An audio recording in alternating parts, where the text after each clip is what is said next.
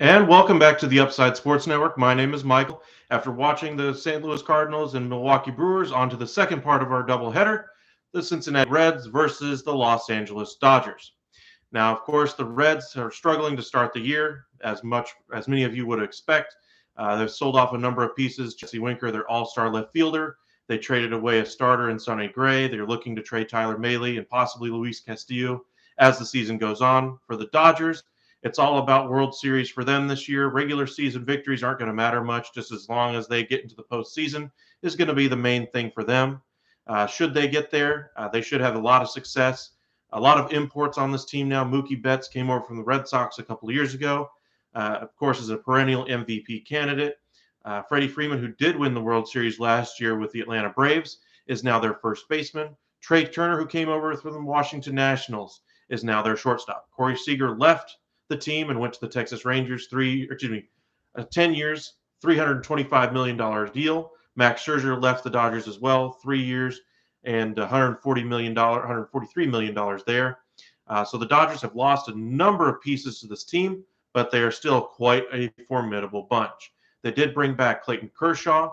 They did bring in Craig Kimbrell as well. So this team is raring to go, and this team does have a lot of talent, and they are not lacking of any motivation this year. After being bounced last year by the Braves, they're looking to kind of get back on track here. So we'll see how the game goes. Game is already underway here in the first inning anyway, as the Reds take on the Los Angeles Dodgers today.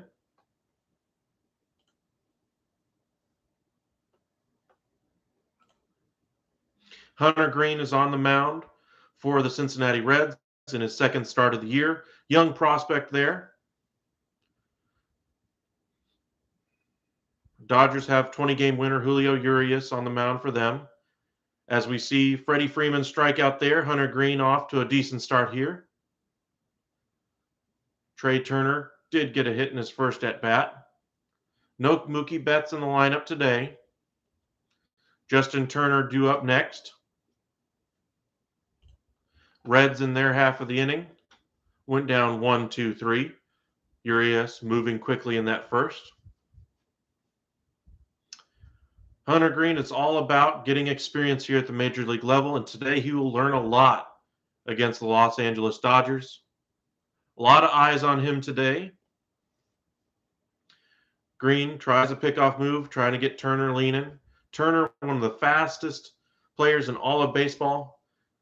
If he could, I bet he would try to steal first base, but as it happens, he can only steal second, third, and home. I do expect him to at least try to steal here in this at-bat. Turner lays off that one up and in. They appeal down to first base. No, says the first base umpire.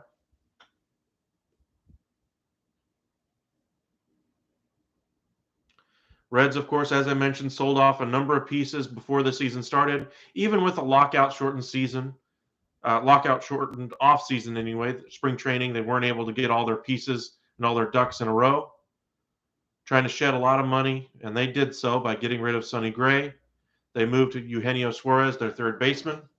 Going young, Tony Pham, who was signed in the final week of spring training, is their third-place hitter, hitting in left. He is their left fielder. Still does not have a hit on the season. Tells you all you need to know about where this lineup is going.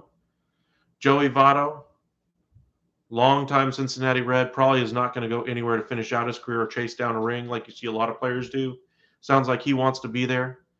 He had a very nice interview on Sunday Night Baseball this week while he was on the field against the Atlanta Braves. Just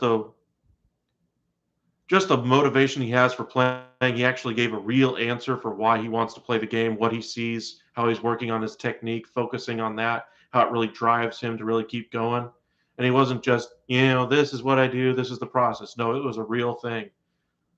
So it was refreshing to see that from a major league player, not just to give the canned, well, we did, coach speak, like you hear from every single player in every interview that they ever give. On-field interviews have kind of changed things in the game, kind of brings the audience a different perspective of the game. Even the interaction he had when Ozzie Albies reached first base in that game, as Turner rolls over one to shortstop, and Green gets a nice double play, faces the minimum here in the first, gives up a leadoff hit to Trey Turner, works around it, as Hunter Green gets a nice ovation from his family, it looks like, who's in attendance there at the game.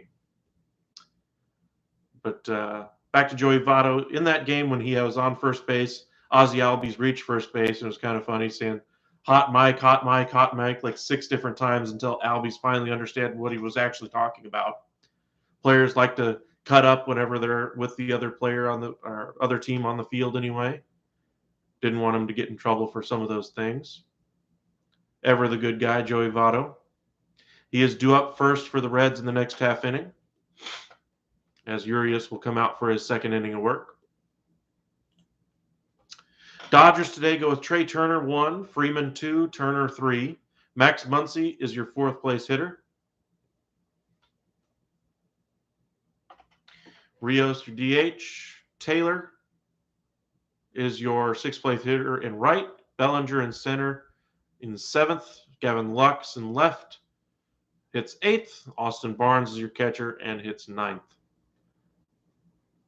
I think it says Rios. I can't read from this far away.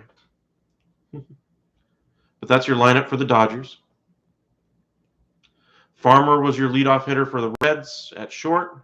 Naquin your DH at 2. Pham in left in the 3-hole. Votto is your cleanup hitter on first base. Tyler Stevenson, the catcher, young prospect. A lot of this year will be based on his growth, and so far so good. Hitting .250 on the year, .910 OPS.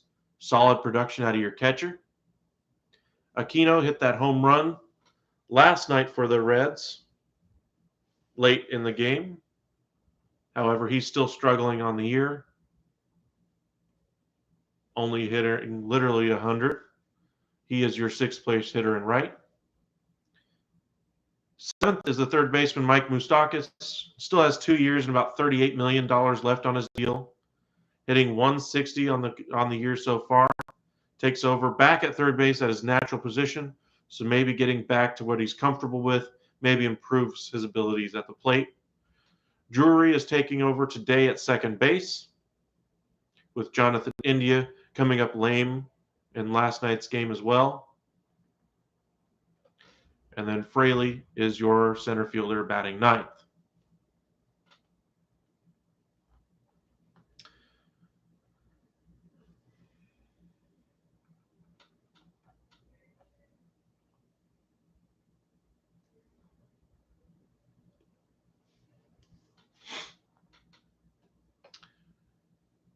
One strikeout for Green in the game. Urias also has a strikeout.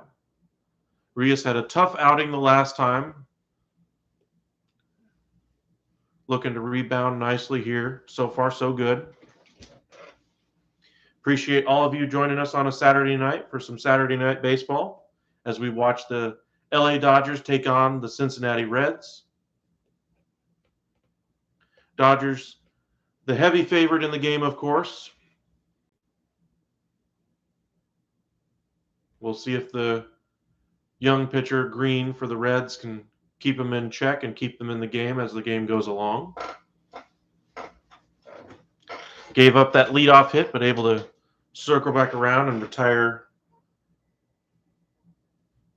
Freddie Freeman on a strikeout and get the ground out there. Looks like we're finally back from commercial break, and Joey Votto looked at a strike there. 2-2 the count now. Votto rolls over it, foul. Urias lefty on lefty today. You see so much of platooning nowadays. It's still a surprise every time you see a left-handed hitter in the batter's backs against a left-handed pitcher. Every team, especially the Dodgers, seem to go after that platoon advantage. And it does work. That's why teams do it. But it's still tough to watch every time because you want to see people being able to play every day. But the numbers say platooning works, and that's why teams continue to go for it. Hello, Sean. Thanks for joining us. Appreciate you joining us here on a Saturday night. Who are you pulling for? Dodgers or Reds?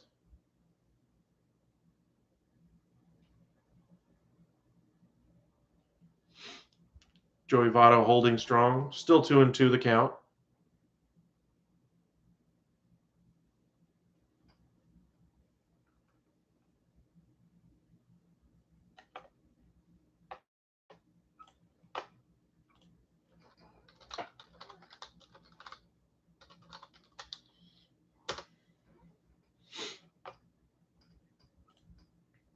And Votto is down on strikes. Urias gets the strikeout. He doesn't get the pub that a lot of the other starters in the rotation have. He doesn't get the publicity of a Clayton Kershaw because Clayton Kershaw was once the best player or best pitcher in the game for a number of years. He doesn't get the pub that a Max Scherzer got, of course. He was the best pitcher on the Nationals for a number of years, the whole Mad Max and everything. Walker Buehler has quietly been the best starting pitcher on this staff for about the last 3 years now. He is definitely a Cy Young favorite, but Urias is definitely not to be counted out. And they were definitely right to hold on to him and not trade him away. You remember years ago, Corey Seager was also one of the pieces that they held on to. Jock Peterson as well. Their top prospects that they just weren't willing to deal. That fueled their drive to the top. In addition to the free agents that they brought in, the trades that they made.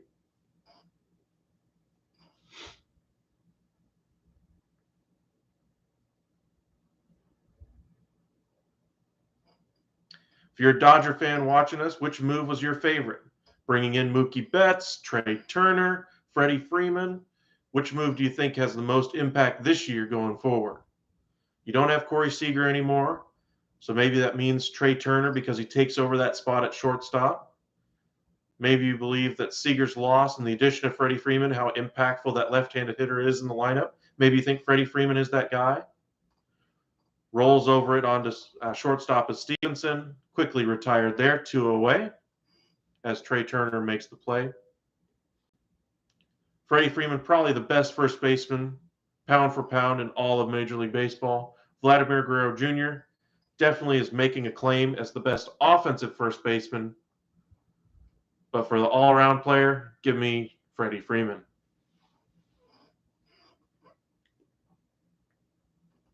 Two outs down the top of the second. Nothing is our score. Aquino digs in. Hit that home run last night after India had to be pulled due to injury. I believe it was last night. Days kind of run together when you've been working all week. I'm sure all of you out there can relate. Just off the plate, 2-0 as he falls behind. Never want to have a 2-out walk, so Urias probably trying to calm himself, buckle down here. 2 strikeouts so far for Urias. That pitch was off the plate, but Aquino obliges and swings at it. 2-1 the count.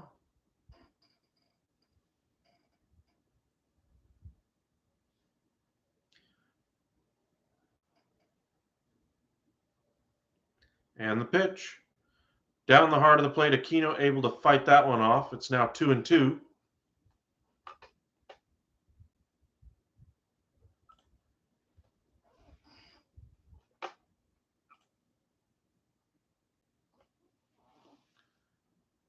Urias with a deep bend before he looks in. Another deep bend as he gets set, readying himself, collecting his thoughts. Delivers right on the outside corner. A beautiful pitch by the lefty. Can't ask for much better than that out of Urias so far in today's game. That's his 3rd strikeout of the game so far in front of a large Los Angeles Dodgers crowd. And Hunter Green will come out for his 2nd inning of work.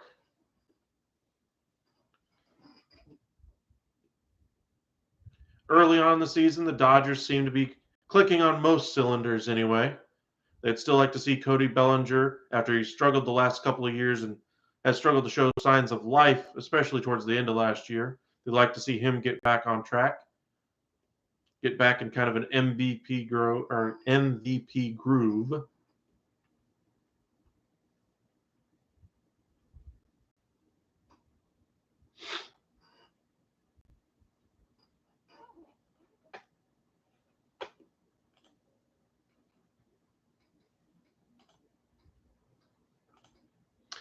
Just kind of flipping around the league anyway. Rockies in front of the Cubs, 8-5. High scoring game there as the Cubs have added 4 runs here in the 7th to draw it a little bit closer. Yankees have taken the lead now against the Orioles, as you might have expected, 5-2 in the bottom of the 6th. Astros on top of the Mariners on the road in Seattle, 3-0. Verlander shutting out the Mariners so far. Diamondbacks, of course, beat the Mets earlier. White Sox, of course, on top of the Rays. Royals beat the Tigers. Braves 5, Padres 2. That one is final as well. A's, of course, the surprise of the season for everybody so far. 5-4 after they beat the Toronto Blue Jays in Toronto. Christian Pache, the former first number 1 overall prospect of the Atlanta Braves that they traded away for Matt Olson after they lost Freddie Freeman, hit the home run today. Twins lose to the Red Sox 4-0. Giants on top of the Guardians 4-2. Phillies beat the Marlins 10-3. In our earlier game of the day, we watched the Cardinals in a pitching duel defeat the Brewers 2-1. Brewers figure to fit into a bunch of pitching duels this year. Los Angeles Angels 7, Rangers 2. Noah Syndergaard, Thor, back on the mound after being injured all of last year, gets another win. So far, so good. Pitching, of course, was the number 1 need for the Angels the last several years. And, of course, they finally get some with Noah Syndergaard deciding to join them. 5-4 on the young season for the Angels. Pirates beat the Nationals 6-4 as we get back from commercial.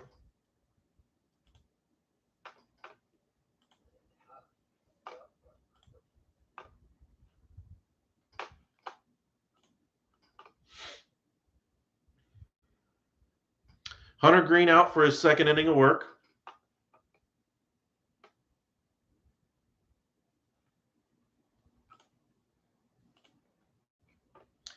One and two, the count.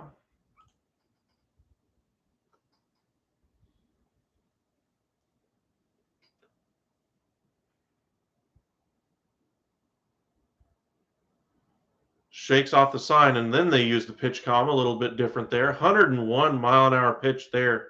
Nice pitch. Got him to chase it. Moustakas in the overshift anyway. Played basically the shortstop there. Drifted out behind second base and makes the catch. One away here.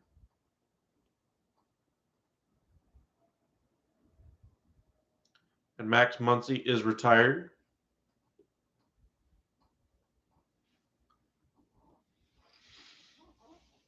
Hunter Green 2 years ago was having some struggles in the minor leagues, finally corrected things last year, and the Reds need him to kind of come through and take over a spot in this rotation now that they've traded away a number of pieces.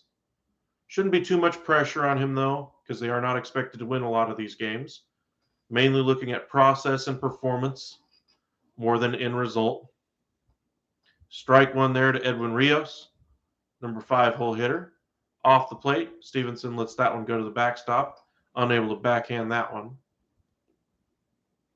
A little bit wild on that one is Green. As you might expect, his nerves are a little bit high playing in LA against the World Series favorite, the LA Dodgers. Thank you for joining us here at the Upside, watching the Dodgers and Reds Saturday Night Baseball. Climbs the ladder, 101 mile an hour fastball there, and it looks effortless, and Rios isn't able to catch up to that one. I'm curious to see how far the Reds let him go in this one. Throwing that kind of gas, how much stamina does he have? Will he be able to keep that speed? Climbs the ladder again for 101 miles an hour. He reminds me a little bit of an Aroldis Chapman, a young Aroldis Chapman back when he started his career with the Reds. how they wanted him with that speed, with that fastball, being able to work out of that rotation. They tried it and tried it, tried him as the multi-inning reliever, then eventually the closer. Just were not able to get him in that starting staff and maintain that fastball. Maybe they get that now with Green. If he turns out to be anything close to as successful as Aroldis Chapman's career has been, the Reds got a good one on their hands. Chris Taylor digs in, chases the off-speed pitch in the dirt, 87 miles an hour. It's a very fast curveball, but when you have a 101-mile-an-hour fastball, that's still quite a bit of a difference. 0-1 the count. Taylor signed that 4-year, $64 million contract this offseason, hitting .348 on the season so far. Climbs the ladder on him, 101 miles an hour fastball there again. How many times has he hit triple digits? It seems like every other pitch is over 100. Very nice start for Green today. 0-2 the count, looking to get out of the inning quickly. Right at the top of the zone, just above it, missed it by that much. 1-2 the count. Taylor with a good eye there. Green set. And the pitch. On the outside corner, but down in the dirt. Taylor able to lay off that one. No home runs yet on the year for Taylor, but he does have some power in that bat. Been one of the most consistent hitters in the lineup for the Dodgers and in all of baseball. He was a highly sought-after free agent. That's why they offered him the qualifying offer and were able to retain his services on a multi-year deal. Strike 3 as Taylor's again behind that fastball. And Green. A very nice second inning for him.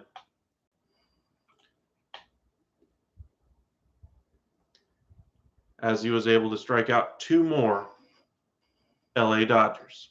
3 strikeouts on the game, only 1 hit by Trey Turner to lead things off.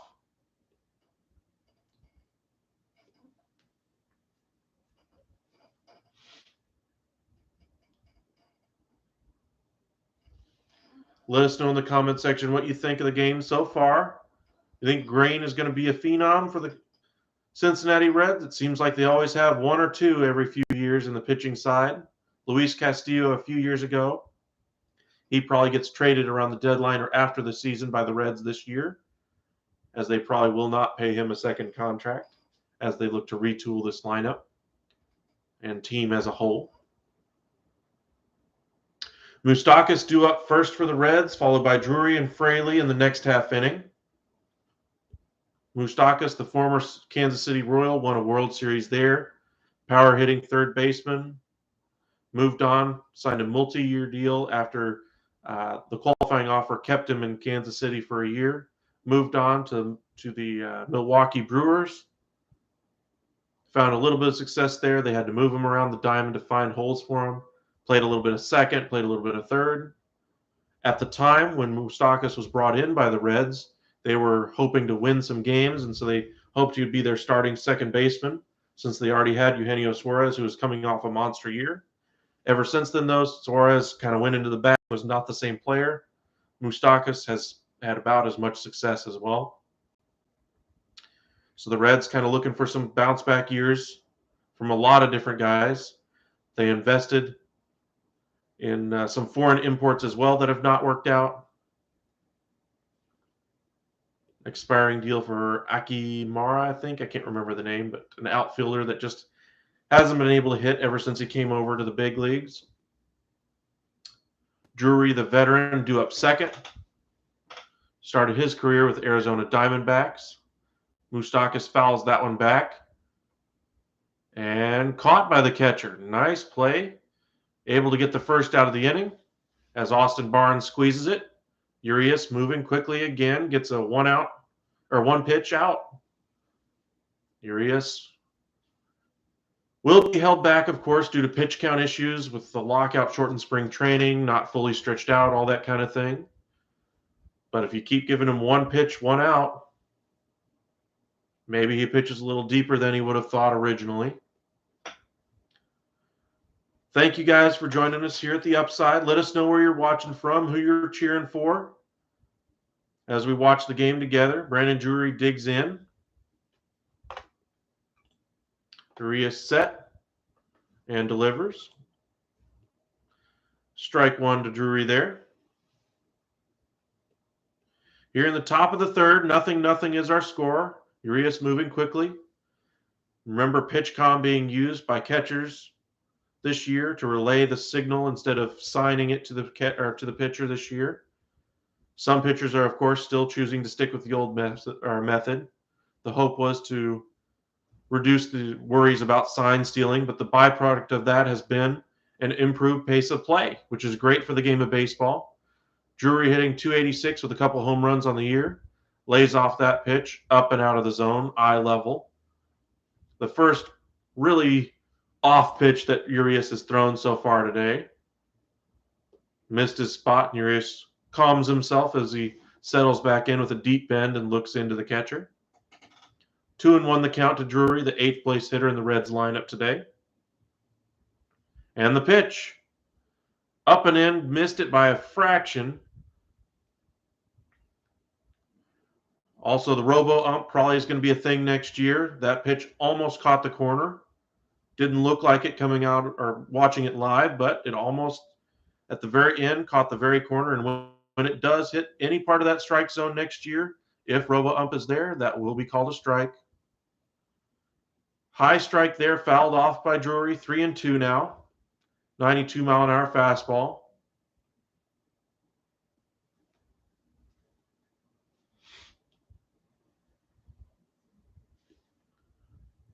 Remember, Jonathan India is not in the game for the Reds after coming up lame in the last game against the Dodgers.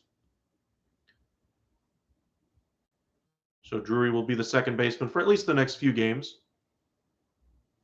as he works the walk. First base runner for the Reds here today. Urias unhappy with himself that he's unable to retire Brandon Drury, as Clayton Kershaw has a little bit of fun in the dugout.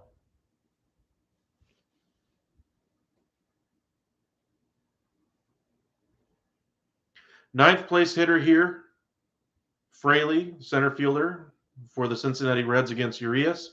Urias hoping for either a strikeout or a double play here. Right at the bottom of the zone, beautiful pitch there, 92-mile-an-hour fastball. Fraley asking the umpire if that was the very bottom of the zone so he can get a good judge of it going forward. In 7 games this year, he's hit 136 with a home run and 3 RBIs.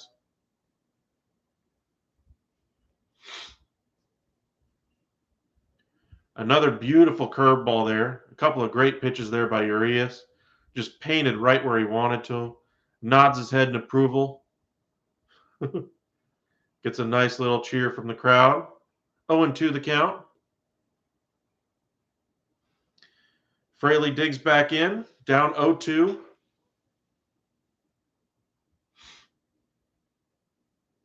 Fouls off the pitch on the outside corner, 94-mile-an-hour fastball. Urias putting a little extra on that one. Fraley hanging tough, 0-2 still.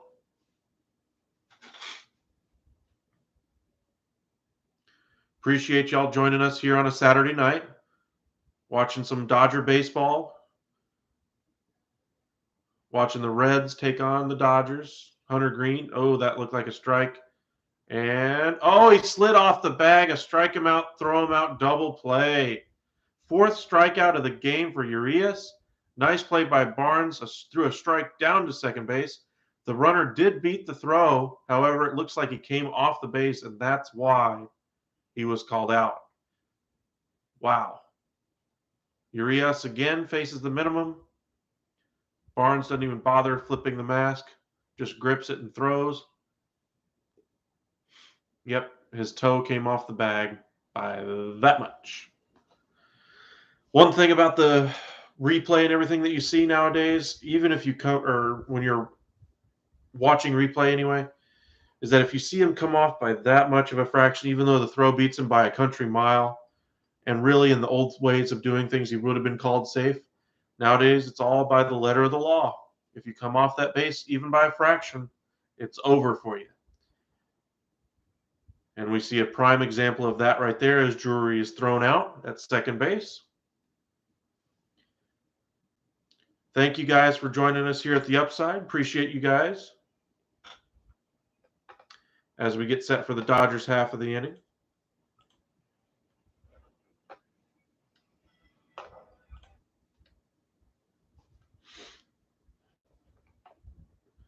Dodgers have Bellinger, Lux, and Barnes due up.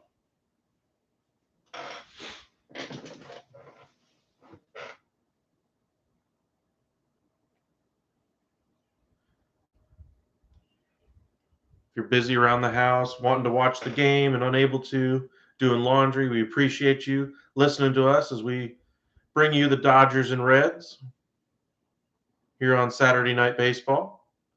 Know y'all have all had a long week out there, pulling your 9-to-5 job or your 8-to-5 job, taking care of kids, just want to relax and watch some baseball. We appreciate you doing that with us here at the Upside. So if you haven't hit that subscribe button already, please do so. We appreciate every one of y'all who have joined us over the past couple of days. Thank you very much. As Bellinger digs in, as we come out of commercial break here, Hunter Green has pitched very well in his second start of the year. 2 innings so far for Green, only 1 hit by Trey Turner to lead off things. However, the double play got him out of the first. Has faced the minimum. Both pitchers have both faced the minimum so far. 3 strikeouts for Green through 2 innings. Urias has 4. So definitely have another pitcher's duel on our hands. We just saw the Cardinals and Brewers also have a pitcher's duel. As Bellinger digs in, and the pitch. Ball 1 there. Bellinger able to lay off that one. Bellinger does have multiple hits in 2 of the last 3 games, so maybe he's coming out of it. 100-mile-an-hour fastball. Bellinger able to catch up with it and laces it into center, and it falls for a base hit. A lot of conversation about will Bellinger be able to get back on the right path. That's a good start to the game for him. Gavin Lux digging in. So far on the season, a .381 average. Slugging .667, has reached base safely in all 7 games he's played. Scored or driven a run in 10, or he's scored or driven in 10 of the team's 37 runs. On base percentage is very, very high. .449, I believe. Maybe he finally finds a home this year at second base. It's been the one issue with a lot of top prospects is that whenever they're blocked at a major league level, major league team tries to shift them to a position they may not be as comfortable with. Remember Gavin Lux playing center field in the playoff game last year, how heavy that must have worn on him, misplaying that ball against the Braves, unable to catch up with that fastball. 1-1 the count to Lux. Maybe now that he's finally penciled in as the second baseman, he'll be able to find some consistency and be able to play a little bit better. Green climbs the ladder on that one a little bit too high on that one. 2-1 the count. Lux able to lay off. Very good approach so far at the plate for Lux. I'm curious myself to see if this hot streak continues and what kind of player he turns out to be. He was another one of the top prospects for the Dodgers that they were not willing to trade. You do remember that they did trade Josiah Gray and Kiba Ruiz, the catcher, to the Nationals in exchange for Scherzer and Turner. Nice long fly ball for Lux out to the warning track. Aquino is there, makes the play. Bellinger runs back on to first, and we have one retired here in the bottom of the third. 0-0 our score. Austin Barnes digging in. Lux just got underneath that one just a little bit there. Knew that he just missed it, hoped it would go foul, but it did not. Trey Turner on deck. He's the one with the only other hit in the game so far against Green. Barnes on the year, .429 average, a couple home runs, has only played in a couple of games. The Dodgers have a plethora of great catchers in their system. That's why they were able to afford the loss of a prospect like Kiba Ruiz to the Nationals for that trade for Max Scherzer and Trey Turner. When you get the chance to acquire two of the top 5 players at their position in Scherzer and Turner, you kind of have to do it. The one piece I was surprised that they gave up was Josiah Gray. He came over from the Cincinnati Reds in kind of a salary dumping move anyway for Homer Bailey. Gray was at the time the number 19 prospect for the Reds, but he just had star written all over him at that time, even then as the 19 ranked prospect. Fireballer had a great year that year. Dodgers took advantage of the Reds on that one and still got a couple other prospects in the deal. Were able to turn around Bailey and get some production out of him. He even pitched in the postseason for the Dodgers that year. Gray was finally reaching maturity, and I think this might be the one trade that might hurt down the line for the Dodgers. But to get 2 top 5 talents like that and possibly get a World Series out of it, they had to put the pedal down. And of course, they could have signed Trey Turner to an extension, and all is moot anyway because they get a great player out of the deal long term. Max Scherzer, of course, had the injury issue in the postseason, was unable to pitch in their season finale or in their postseason finale due to that dead arm issue. 2-2 now the count, and the pitch popped up by Barnes out into short left field, and underneath it, making the catch as the shortstop for the Reds. 2 away here in the bottom of the third. Green at 34 pitches, stretches out his arm. Can't really blame him. He's been throwing a lot of speed here today. 101-mile-an-hour fastball for Hunter Green, top prospect with family in attendance there at Dodger Stadium. Trey Turner led the game off for the Dodgers with a single, hitting .323 on the year. No home runs with 5 RBIs. Green steps off, resets everything. Bellinger reached on a single to center to start the inning. Lux on a long fly ball to right field was the first out of the inning. Just saw the second out there for Barnes as he lifted out to the shortstop in short left field. And Trey Turner takes strike 1.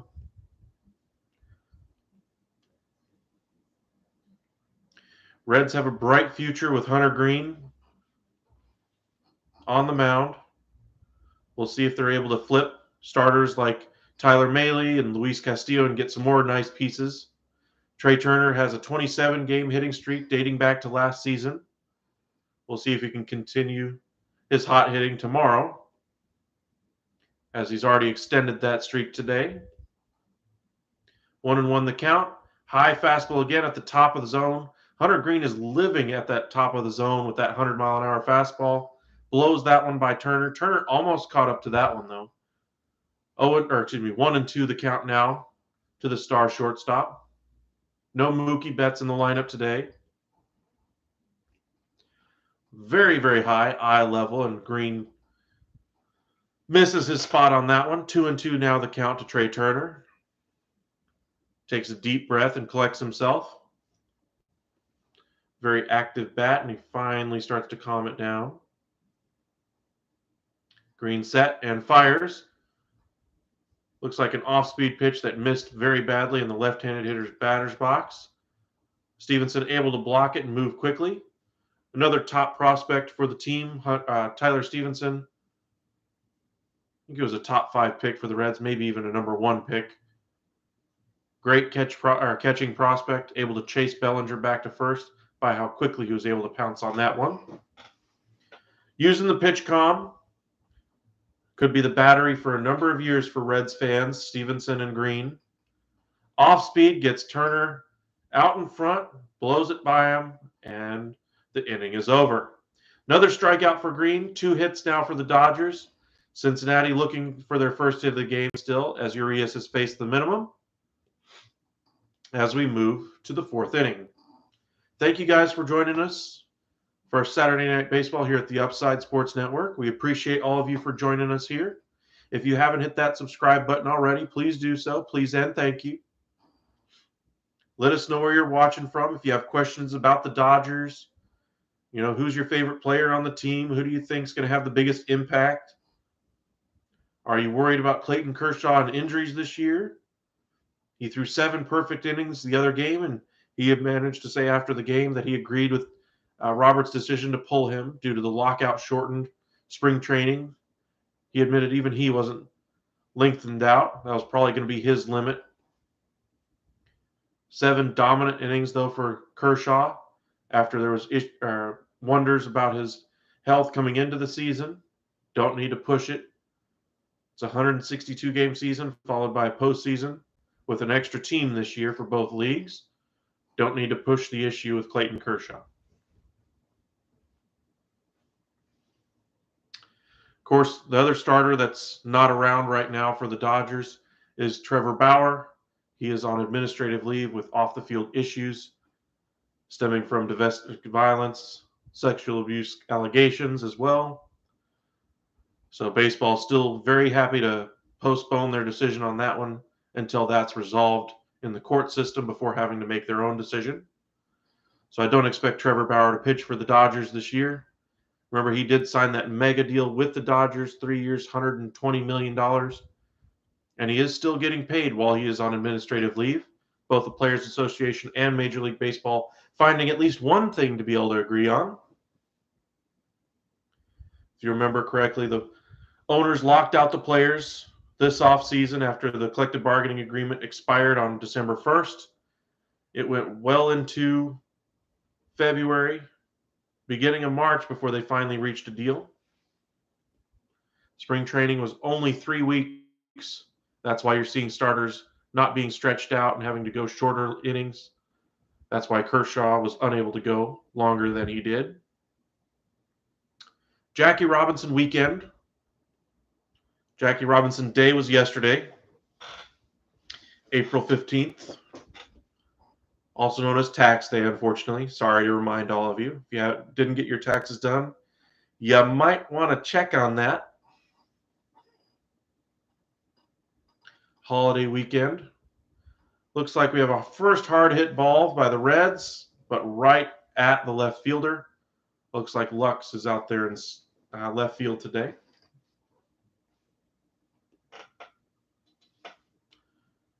Urias unhappy with himself on the location, but still happy with the result.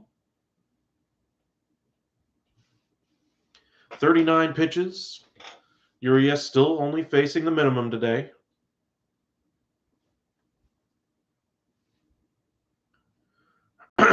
Naquin digs in. He is the designated hitter.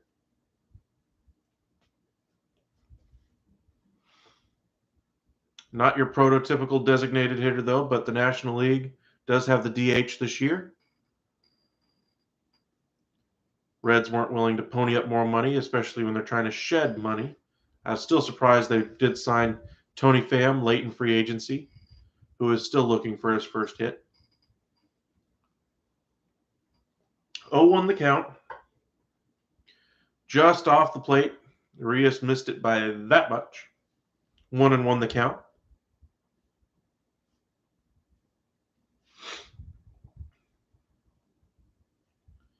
Main thing this year for the Dodgers is all about health.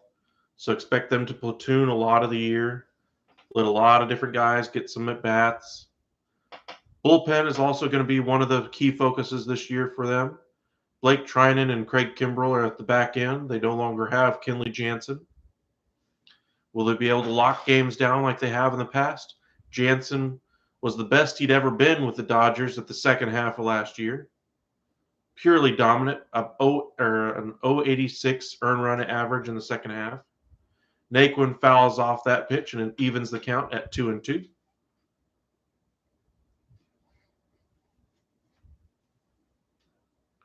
Good start here to this game. Another pitcher's duel. I expect Urias to possibly be in the Cy Young conversation. However, it'll be interesting to see if his teammates kind of outshine him and take him out of that conversation just because of how many great starters the Dodgers have. Kind of an embarrassment of riches. Not as many as they used to have. There's no Max Scherzer, no Trevor Bauer in the starting rotation this year. But they still have Walker Buehler, Clayton Kershaw, Urias, of course. Price is in the bullpen.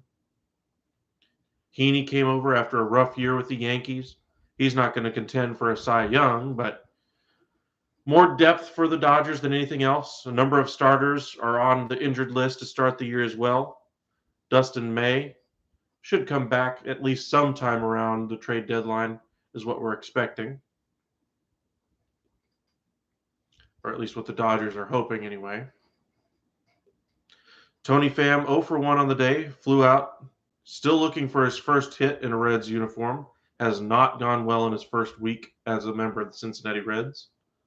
Tough matchup today, but a left on a right. Maybe he'll be able to get his first at. Oh boy. Broken bat, Urias hits the deck. Looks like he is okay, but Pham is retired. Looks like Urias got a scare more than anything else. And through 4 innings, Urias has still faced only the minimum. Great start here today. Pitchers duel. Let us know in the comments section, who do you think is going to break first? The young prospect Hunter Green or Julio Urias?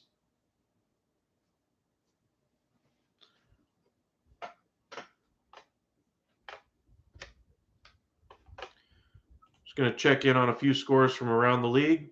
Bottom of the 7th now. Yankees still on top, 5-2. Rockies and Cubs traded a couple runs. 9-6, Rockies in front. Astros have added another one to their total. 4-0 in the middle of the 7th inning. Still a shutout there. Verlander was the starter.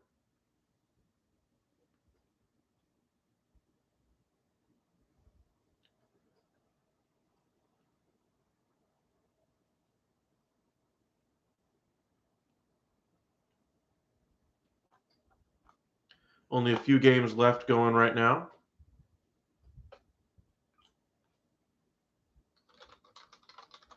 Checking in on the Warriors game, they are up by 21 against the Denver Nuggets, 115-94. Nuggets led the game at the end of the first quarter, 27-26. But it looks like the Warriors have finally put their best foot forward. Jordan Poole has really taken over as one of the best young players in basketball. So the question will become, will they hang on to both Klay Thompson and Jordan Poole? Or will they finally get off some of the money of Klay Thompson's contract, maybe retool this thing a little bit? They got a lot of money tied up into a lot of veteran players, and they aren't even paying Jordan Poole yet.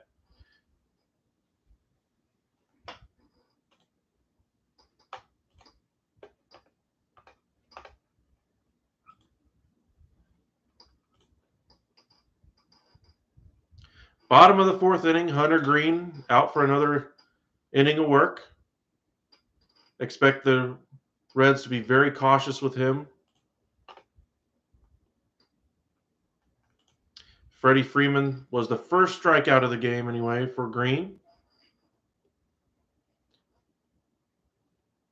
267 average on the young season. Takes a strike there. 101 right down the middle. So far, so good. The velocity seems to be holding. Doesn't seem to be wearing out.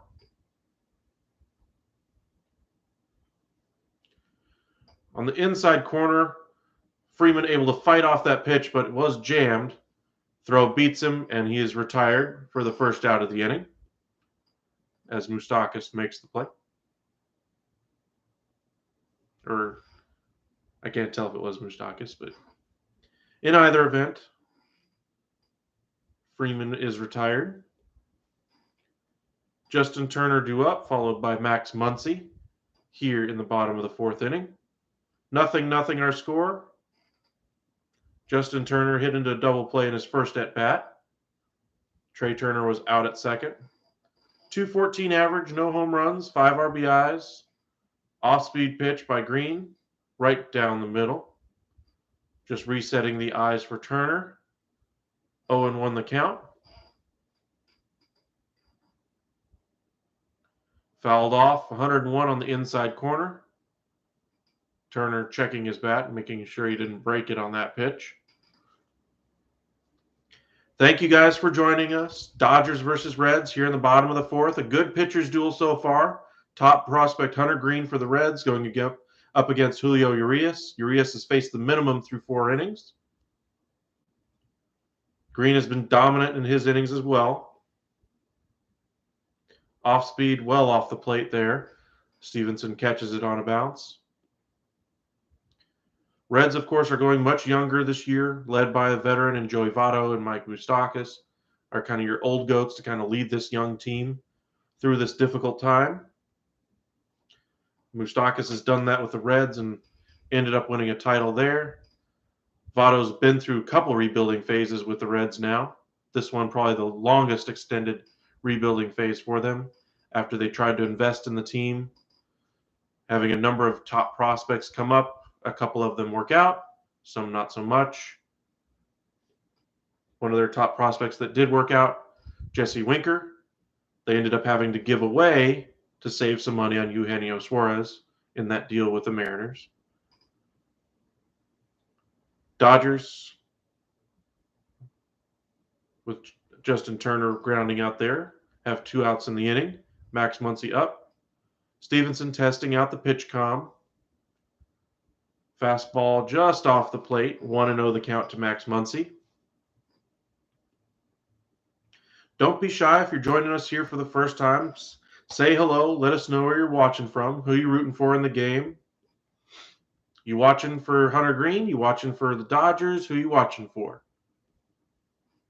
Appreciate all of you for joining.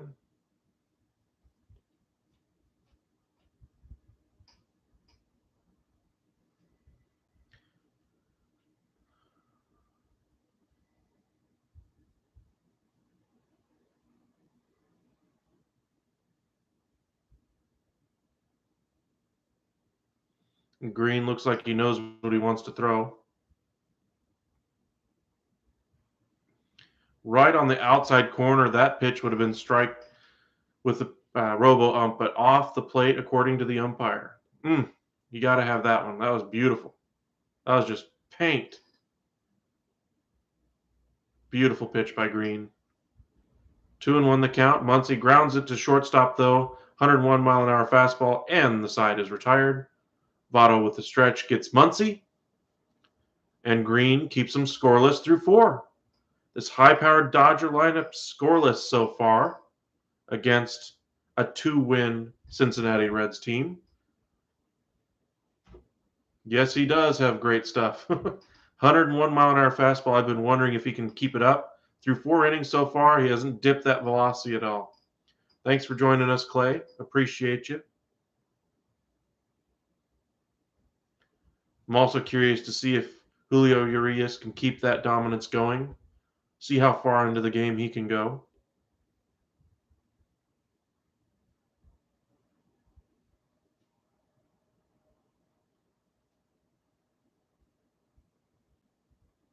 Yeah, I believe they beat the Braves in the opening series. Still early on in the season, but they did get their fair share of wins to open the season anyway against the Atlanta Braves. Braves kind of retooling things without Freddie Freeman, got Matt Olson in the offseason. Kind of his first couple of games with Atlanta. Looks like he's finally settled in, finally hit a couple of home runs now for the Braves. But thanks for joining us, Clay. We appreciate you. We do try to do some watch parties, live streams anyway, for any one of the 4 major sports anyway. Trying to touch on all 30 teams in baseball to start the season. See all the changes they've made. We did a couple of basketball games as well. Tomorrow we're going to do all 4 playoff games. It's going to be a long one, but that's why you bring refreshments. Stay hydrated.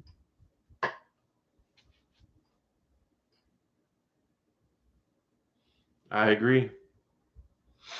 They should be much better when Acuna gets back, though. I'm still waiting for that pitching to get on the right track. Ian Anderson got the win today, but he struggled in his first outing. Seemed to get back on the right track today. Urias up and in to Votto. This should be a good at-bat. Struck out in his first at-bat, 143 on the year. No home runs, 2 RBIs. here in the top of the fifth. My question for the Braves is, would it have been worth keeping all those young prospects and paying a little bit more for Freeman, or getting the price you want for the years you want in Matt Olson while losing Freeman and the prospects? Maybe things are just, they have a lot of cost-effective contracts already. Albies is under a ridiculously cheap contract. So is Acuna. Maybe they could have stepped out a little bit more for Freeman, but they chose to go with their financial model. Votto watches that one. Cross the plate in there, 2-1 the count now. Votto, always known as the Prince of Process, as Brian Kenny likes to say on MLB Now. Always takes that tough pitch, lays off that pitch right off the zone, pops that one straight up in the air, short center, left center field. Bellinger gets under it. I still don't understand why big leaguers still lean to one side and catch it with one hand. I get it, you're in the big leagues and you should be able to do it at this point, but Little League coaches everywhere tell you, get underneath the ball first, glove in front of you, two hands every single time. All it takes is one ball off the side of that glove after you misjudge it one time. You got a runner on second, and now Urias, who's faced the minimum, has a runner in scoring position if he's unable to make that catch. Drives me nuts every time I see it.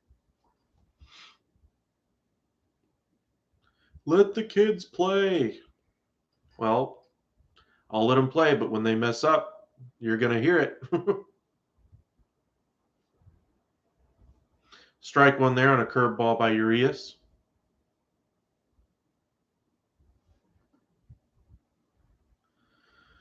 Well off the plate there as he lost control of that one.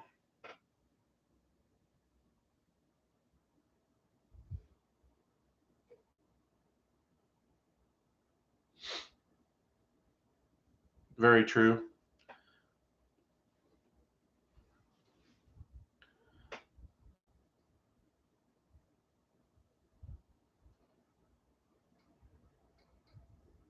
Yes, they did. I believe the Red Sox were really in there, though, but I don't think they were in there at the numbers the Dodgers were. The interesting team that I thought in the Freeman race was the Tampa Bay Rays. They were in there at 6 years for 150, I believe. The money that he ended up getting was the 6-year 160, something like that. But the Rays being in there at that price, they hadn't really having any contracts like that to any player ever since Evan Longoria. And they've certainly never done that for any outside player. To have Freddie Freeman be of that much interest to a team like the Rays was very interesting. True, Rizzo did sign before Freeman as well, taking another team off his board. I think the Yankees, though, made a little bit of a mistake in their calculus not getting a guy like Carlos Correa and spending that money on Josh Donaldson. A smash in the first hit of the game for the Cincinnati Reds. Finally, the Reds have something cooking. Okay, I say cooking liberally here. As Stevenson gets on, future catcher of the Cincinnati Reds organization, Muncy unable to get that one. Got to get your body in front of that one more than anything else. Side hop that one. Be interesting to see if they end up scoring it as a hit. Urias unhappy with that one as he gives up his no-hit perfect game so far. Or, well, not no-hit perfect game. Yeah, no-hit perfect game. Anyway. Aquino back in there.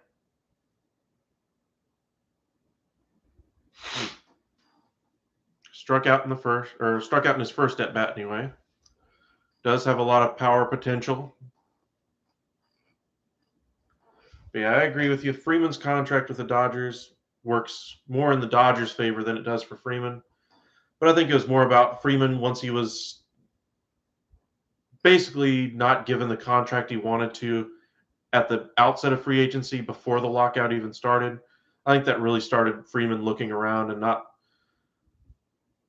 being too turned off by the possibility of playing with another team. Yankees, though, should have gone for a player like Carlos Correa. I'm not saying he was the next Derek Jeter or saying he was even in the league of Derek Jeter, but he would have been a very good, high-quality shortstop for them. Isaiah Kiner-Falefa has played very well as Aquino pops out to the shortstop. but I think the Josh Donaldson part of it was the mistake. Gary Sanchez being traded, I have no problem with that. He's been terrible for the Yankees for a number of years now. He's name recognition only. Did hit a grand slam for the Twins a few days ago. But even if the Yankees did give up a 10-year, $325 million deal to match the Seager contract, I still don't think that would have been bad. I think the reason why the Yankees decided to go the short-term route with the money by doing the Donaldson deal, because that's only 2 years left on that deal, I believe, is that they want to be able to sign their younger guys or their expiring deals that they have coming up, Aaron Judge, those type of pieces, and that they have younger pieces at shortstop coming, and 2 shortstop prospects in Volpe and another one. They also have a power hitting outfield prospect in Jason Dominguez if they don't trade him for pitching at the deadline. That was the other mistake that I think the Yankees made in the offseason. They didn't get enough starting pitching. I'm not happy with their rotation. I like Cole, and that's about it. I mean, a lot of injury risk. Ooh, up and in on Moustakas. Almost got hit in the face on that one, as Urias gets a little bit wild here. 3-0 now, the count to Moustakas. Almost looked like Moustakas was looking at something else when that pitch was thrown. Dude, you're in the batter's box. Watch the pitch.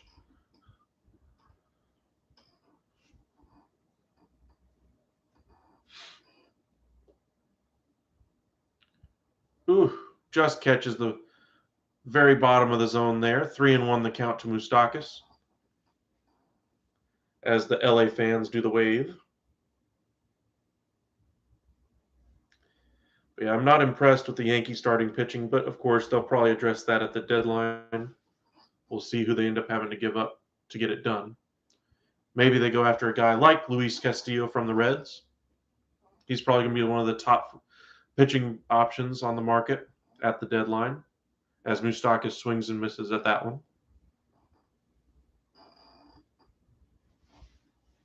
3-2, 2 outs in the top of the 5th. 64 pitches now for Urias. Right on the inside corner, paint from Urias. That was a great pitch. Sorry, Moustakas. You can argue all you want. That was a great pitch. That was beautiful. Not where he wanted to throw it, but right on the corner. Thank you guys for joining us here at the Upside. Appreciate all of you who've been watching us, watching this pitcher's duel. Julio Urias for the Dodgers, scoreless through 5. Green for the Reds, scoreless through 4. Still the top prospect anyway, as this is only his second start of the year. Hunter Green for the Reds is on the mound. 101-mile-an-hour fastball. We'll see if he still maintains that velocity in the next half inning.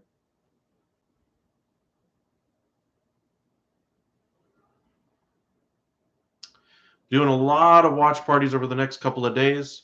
Got a couple of days off of work here, so I'll do a lot of those. Tomorrow will be a heavy basketball, as I wasn't able to do some streams about those today as the postseason or as the playoffs got underway.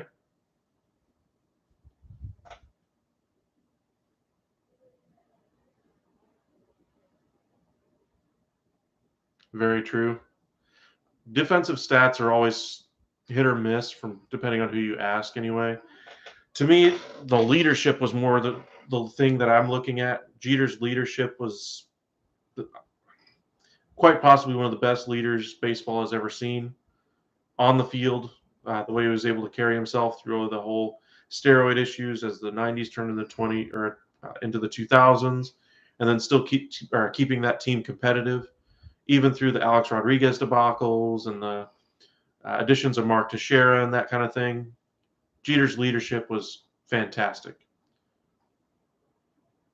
And, of course, his ability to play every day and get the job done, get that key hit, the flip that he made in the postseason against the A's, completely, not where he was supposed to be at all, but just the play itself it was just a winning play.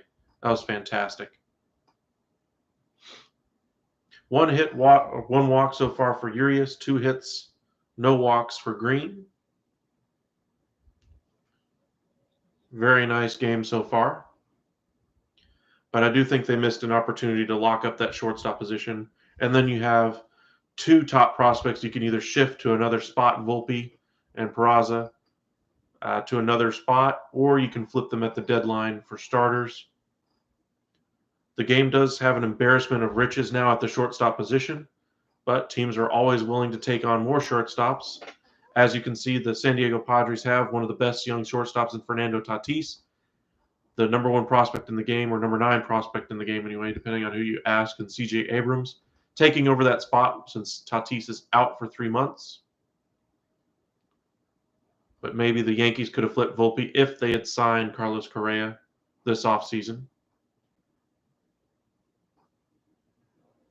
But my issue is still about that starting rotation more than anything else. Now that you've spent the money locking up your first base spot for the next couple of years, you traded away Luke Voigt. I like the minor league deal that they signed with Ronald Guzman before injury last year was knocking the cover off the baseball for the Rangers. They just couldn't carry him because he was out of options.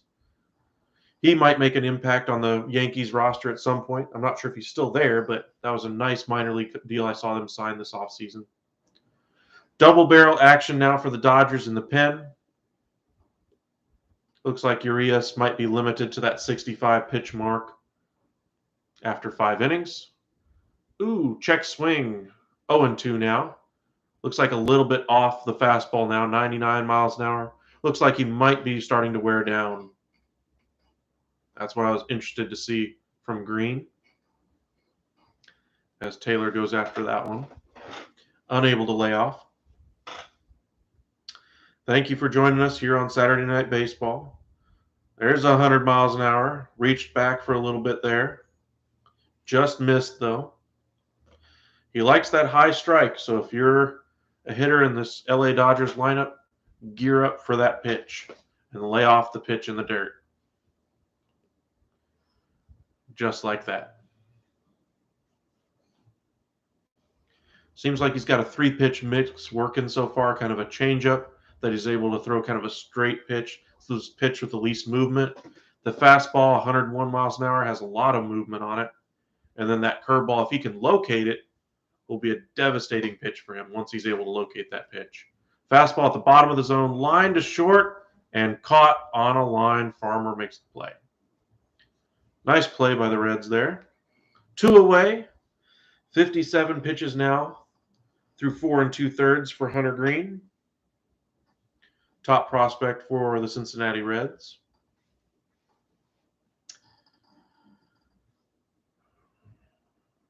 I have no idea who they could have really gone after for a starter, but they let Corey Kluber go to the Tampa Bay Rays. The Red Sox beefed up their back into their rotation with Waka. Even the Rangers were able to add a couple of small arms in Martin Perez and Garrett Richards.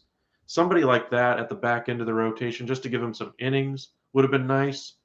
Of course, I'd like some more impact, like a Frankie Montas or a Chris Bassett.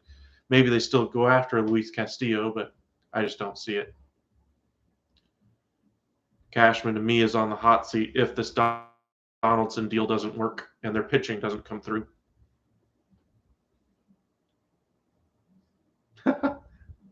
Possibly. But I don't think the Reds are going to be willing to move him anytime in the next 4 years.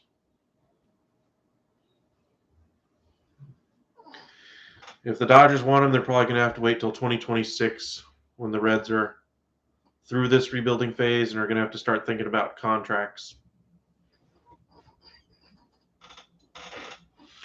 The chance to get him was back when they were willing to offload money a couple of years ago, like that Hunter Bailey deal I referenced earlier.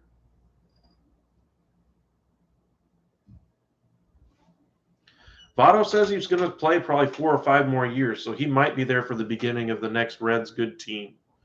Stevenson, of course, is going to be there. Green's going to be there. They have some nice pieces. They just don't have a lot of them. They traded away one of them in Jesse Winker. Nick Castellanos, of course, is gone.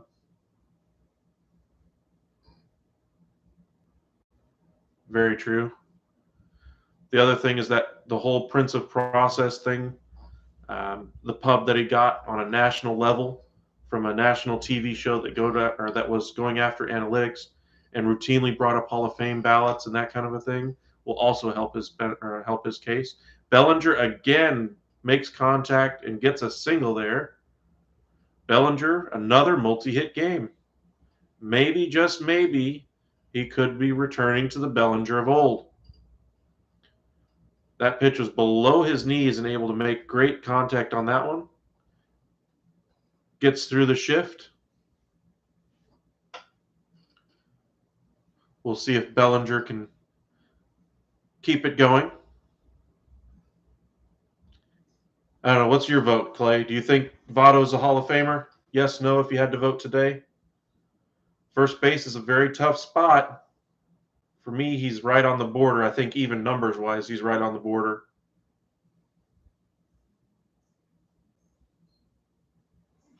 But you got to remember, Fred McGriff didn't get in, and for me, Fred McGriff is 2 times the player Joey Votto is.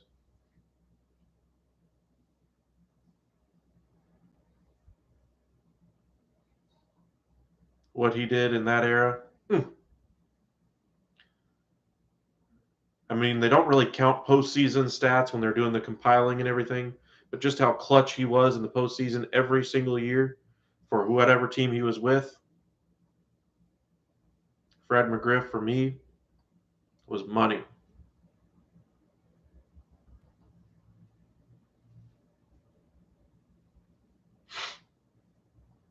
Gavin Lux swings and misses at that 100-mile-an-hour fastball, 0-2.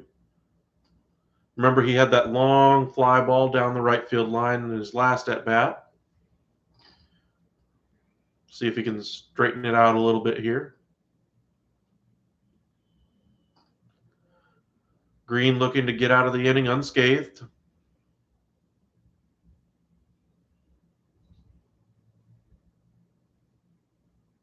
The pitch, right on the corner, paint again.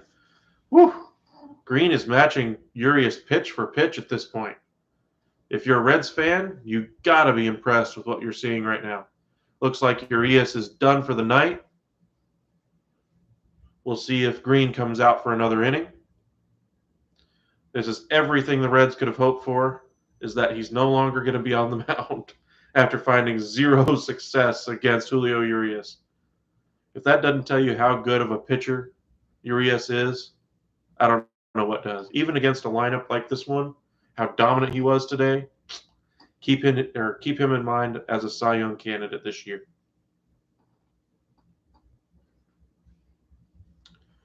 But thank you for all of you who've joined our stream or joined our watch party so far. Seen a couple of pitching duels so far today. Cardinals and Brewers, 2-1 final there. And right now, 0-0 the score, Reds and Dodgers.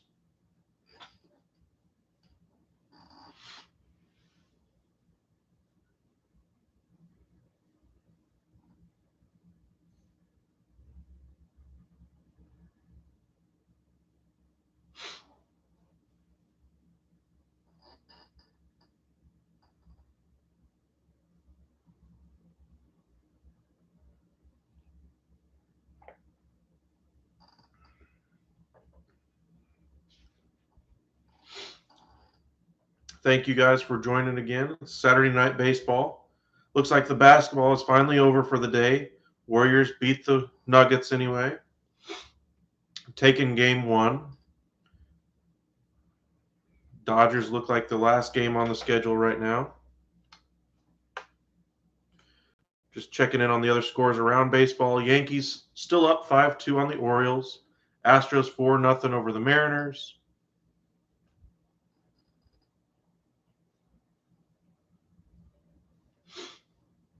And it looks like the Rockies did put away the Cubs.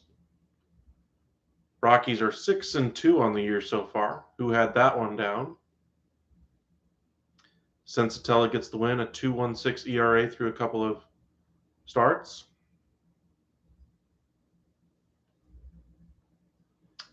Daniel Bard, if you'll remember him from Boston Red Sox fame, bench coach fame from the LA Dodgers, got the save, his 4th of the year.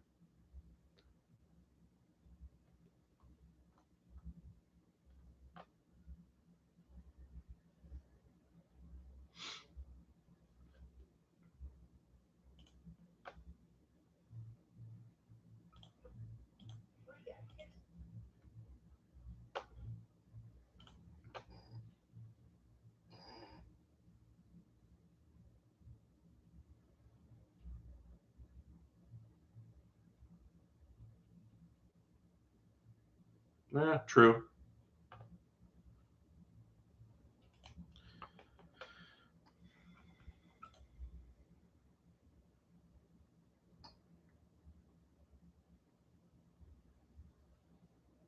Can't remember how many home runs Votto has off the top of my head. Let me look.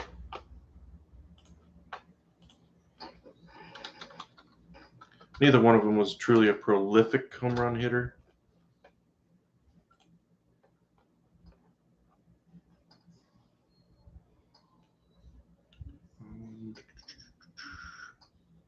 No.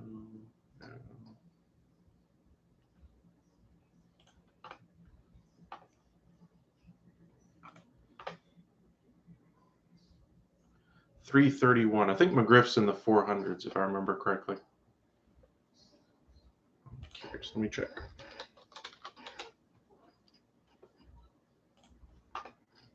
Yeah, 493 for McGriff. Slug of 509.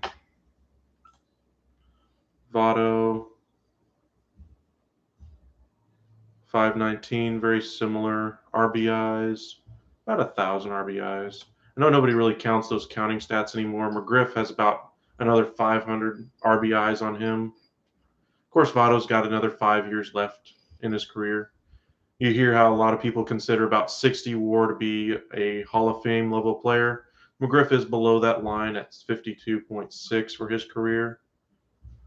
Votto at 64.6. I wonder if the defensive metrics nowadays are helping him out a little bit more than they would have McGriff. The plate discipline is absolutely absurd for Votto. That's why he is, again, the Prince of Patience. And the Dodgers go to their bullpen. 1-1 the count to Drury. In the dirt, 2-1. Drury has worked a walk. Evan Phillips is your new pitcher. Fourth game of the year, 5.40 ERA, 3 1/3 inning, 3 strikeouts, no walks. Has given up a home run.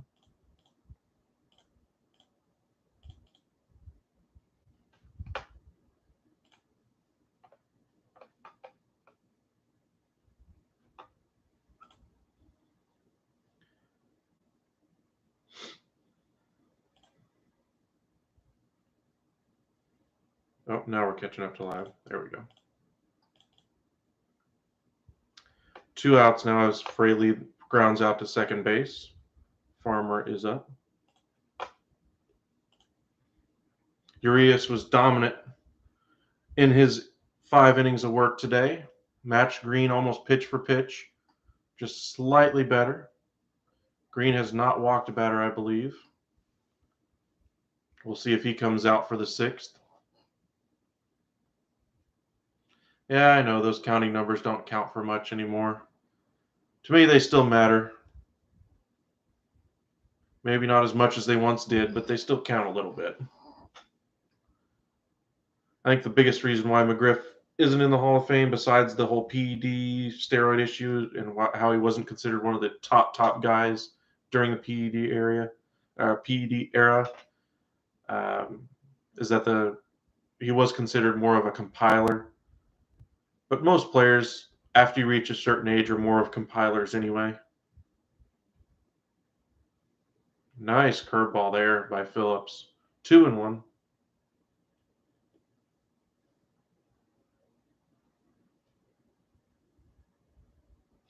That'd be a good argument to have. Votto versus McGriff. Who you got? I do think McGriff probably gets in on a veterans committee now that he's going to get there. And that's the 3rd out of the inning as he flies out to right field. Up and down inning as they check his hands for substances. Umpire brushes his palm, says, nope, you're good. And we move to the bottom of the 6th.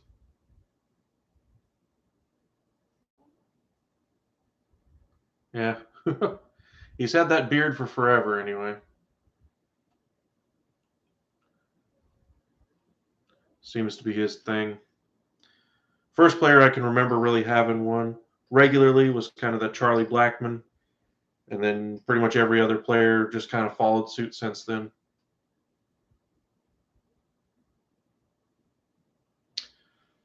So, Clay, you watching the game for the Reds or the Dodgers? Who you pulling for?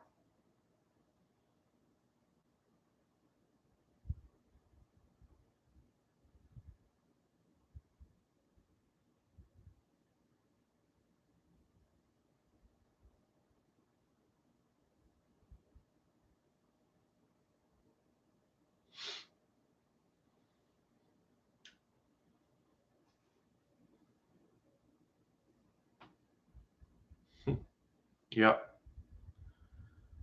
Of course, he wasn't the same player that he was with the Mets.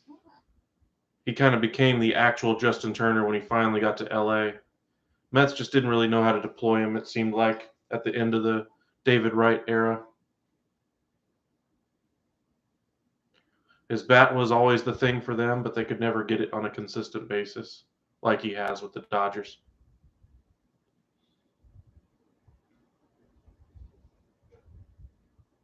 Hey, me too. I started up this YouTube channel back in November, so I'm wondering if I'm circulated more in the South anyway than anything else. Rangers losing today 7-2 was kind of rough.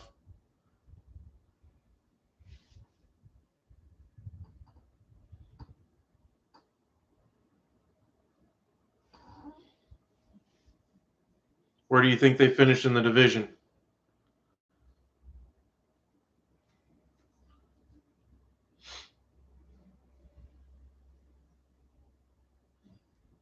$99 for Green. Still wondering if he's starting to lose a little bit of velocity as he gets along here. Hello, Jessica.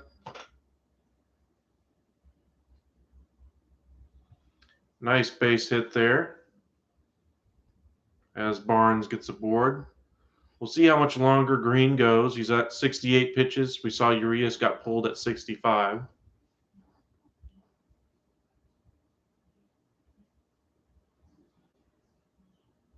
Third. That's about where I have him too. If you watched our preview show of the AL West or any of the other team or any of the other divisions, we kind of went through each division line by line. I had the A's in fifth. A's are surprising a lot of people right now. I had Angels in fourth because I didn't believe in their pitching. So far, pitching's held up decently well, but it's a 162 game season. Pitching has not held up at all for the Rangers, but I don't expect their pitching to hold up until at least June when they finally start getting some reinforcements. Maybe in the name of Colwyn. Jack Leiter maybe around August, maybe. Maybe they wait until next year for Jack Leiter. I don't know. I think the Mariners pretty much have second place. They have a really solid team this year. Robbie Ray, Jesse Winker. They have like 5 or 6 different outfielders that would be starters on other teams. Jared Kelenic, after a down year last year, is knocking the cover off the ball. Kyle Long, who was injured last year from running into the wall, is back. They have Mitch Haniger already. Trammell's a prospect they can flip at the deadline for a starter. That one's gone. Home run. Trey Turner. I said he had a little bit of pop. Well, he showed you the pop right there. 2-0 Dodgers as the Dodgers take the lead here. Trey Turner having a nice game. And he says, Corey Seager who? Corey Seager, of course, got the Barry Bonds treatment, getting the bases loaded walk the other day. I think it's only the third time it's happened since 1971, I read. That was crazy. But a great, great swing on that ball by Turner. Kept his hands inside of it and barreled it up. Nice catch by the fan out there, too. 2 hands, just like they teach you in Little League. That's how you do it. I agree. I'm curious if there's a number of teams that will be interested in the short in him next year. I wonder if he stays in LA though. I think the Dodgers should have signed him this offseason before they even get to free agency, but maybe Turner's people just said, nope, we want to get to free agency and see what happens. Every team in baseball whether you have a shortstop or not, should be in on a guy like Trey Turner. But I think the Astros are still on top. I think they've probably got 1, maybe 2 more years on top for the Astros before their losses start to pile up. Verlander's got his contract from them this year, 2 years, $50 million. Oh yeah, I see that happening. But I think there's going to be a lot of teams in that shortstop market because, of course, the Yankees will have their top prospect ready. So maybe they say, well, it didn't really work out, but our prospect didn't come along as far as we had hoped. So they go after the big money guy.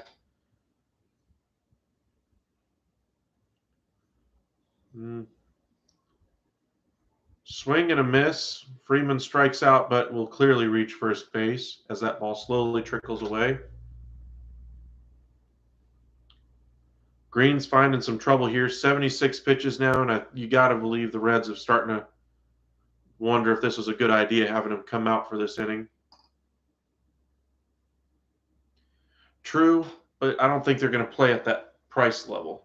We saw they weren't willing to do that for Freeman, but again, that's a first baseman who's at 30, so maybe that was pretty smart, not paying him that money. But they've got a lot of money now tied up in Olsen, Albies, Acuna.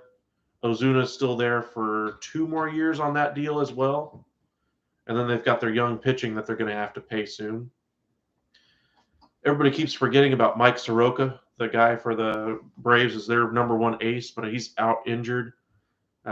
Nobody's even mentioned him as far as I can think, or as far as I can remember. Marlins weren't willing to invest that money, so they're not going to go after a shortstop. Phillies push their chips to the center a little bit this year. Maybe they push them all the way next year by getting a starter and a shortstop. Mets already have Lindor, but of course they were willing to go after Javi Baez with Lindor on the roster.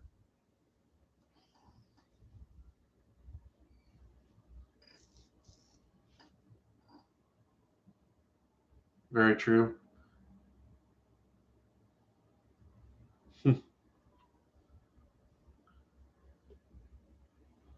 Soroka is fantastic, but for the Braves, they got to worry about the upcoming contracts that they're going to have. Austin Riley's deal, of course, they're going to have to worry about. He's kind of taken over that name recognition prospect guy now. Devers, I think, is 2 years away. This year is Bogarts for Boston. Boston signed Trevor Story, though, so I don't think they'll play for him. So you got Bogarts, Correa, and Turner as your top free agent shortstops this offseason. Boston probably signs one of those. My guess is probably Bogarts. But it sounds like the offers the Red Sox are giving him are hot garbage right now. Foul out there, and that should do it for Green tonight as the skipper comes out. 80 pitches tonight. Cruz threw 5 innings, ran into trouble in the 6th, 2-run homer to Turner, and Freeman reached on a strikeout as his family cheers him on as he walks off the mound in his second start. He will not get the win today, but Turner got the better of him there. Just a fantastic swing on that pitch for Turner. It's kind of what I was thinking. They had a plan at shortstop in Keyboom, but nobody even mentions Keyboom right now. I haven't seen him mentioned at all on any national broadcast of any level. But maybe he goes back to Washington. But, of course, after you trade away a guy, you can't always repair that relationship, that trust that was built up. There's a lot of connections still. Juan Soto, of course, celebrated with his former teammates on the Dodgers last season, celebrated with Max Scherzer after he won his game in the wild card round, I believe. So who knows? Maybe that team was a little bit closer than others. Cubs have been looking for an answer at shortstop Addison Russell, of course, had his domestic violence issue. Javi Baez, no longer there. Nico Horner is there. He was thought of as a very top high end prospect. I'm not sure if he's still considered that. Maybe he has more of a post hype, resurgence there. Tim Anderson, I'm not sure if his contract is coming up for the White Sox as well. I know it's close. It's either this year or next.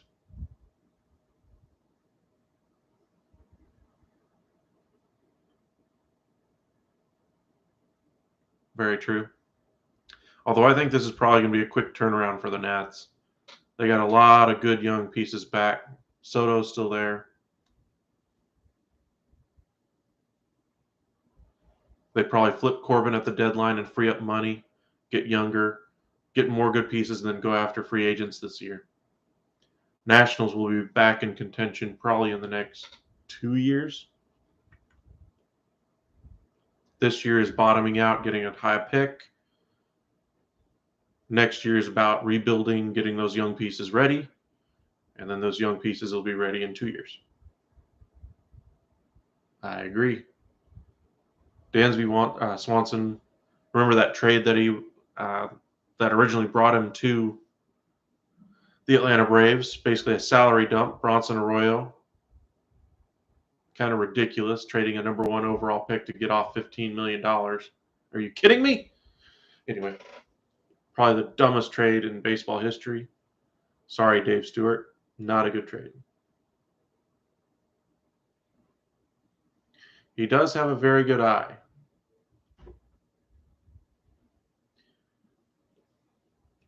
I'm still not sure it's as good as Joey Votto's, though.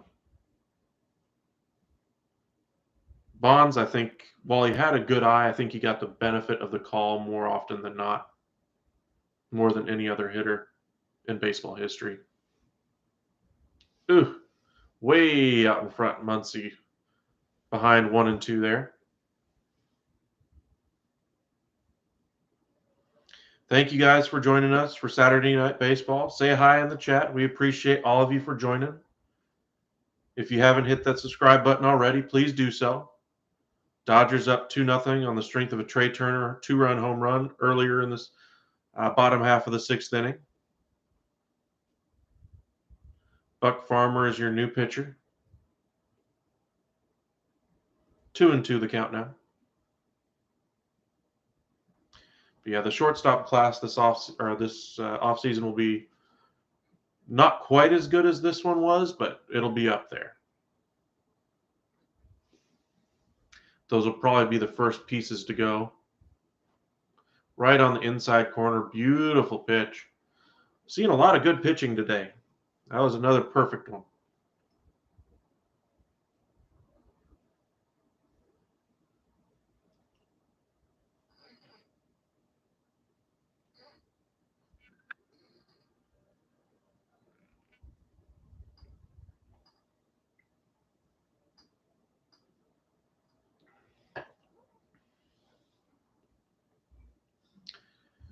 Edwin Rios digs in again, 0 for 2 in the game.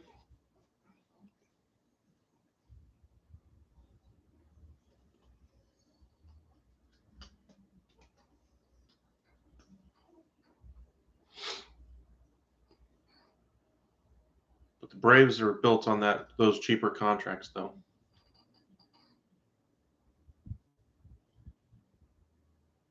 Yeah.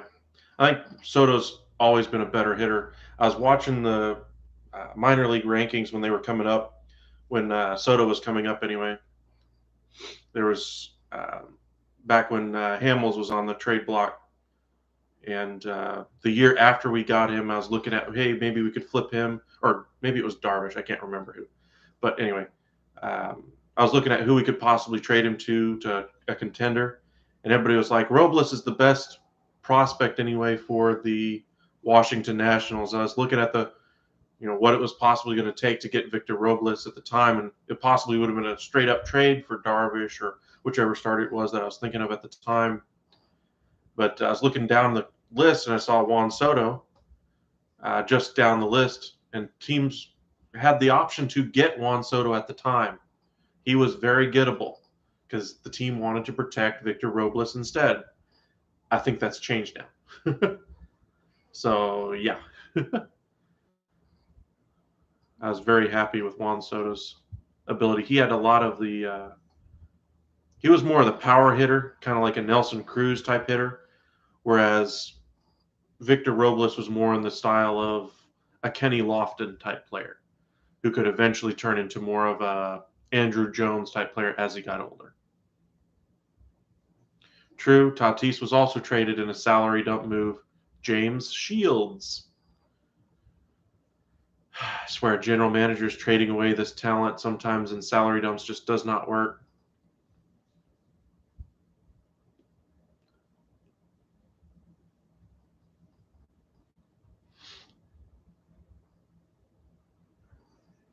And those Braves contracts are absolutely ridiculous. I think they want to get good idea on what numbers they're going to need for their actual players right now first before they invest in others. Runners move to second and third as the pitch gets away from Stevenson. Tried to block it, but just couldn't corral it.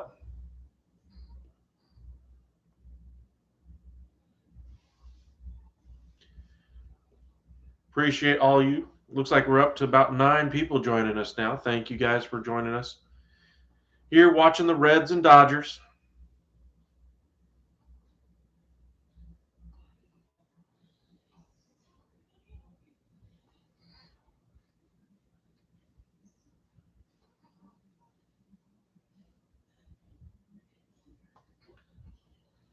Eight and 160, I believe. Basically took up his final 2 years of arbitration, and then the Freeman deal would have been 6 at 150 is what he was hoping for from the Braves. So they basically get 8 years at 20 million per year as opposed to 6 at 30 million a year. So they save a little bit of money for a little bit less production at the plate, a little bit less defensive ability. It also costs them a boatload of prospects. The catcher Shea Langoliers, I think, will probably hurt them more than anything else. Christian Pache, if he clicks with the Athletics, maybe after getting out of Atlanta, they take off some of the pressure. Exactly. You got to wonder about that swing, though. He doesn't exactly have a smooth swing like Freeman. Freeman swings more through the zone. His bat's in the zone longer. Olson's swing is more like a dip in the zone. So he has a lot of more swing and miss in there. I don't know. I still think Freeman was just as good of a defender as Olson, if not slightly better. You never see him make a misplay or misjudge a ball. Not that I was watching Olson all that carefully either, but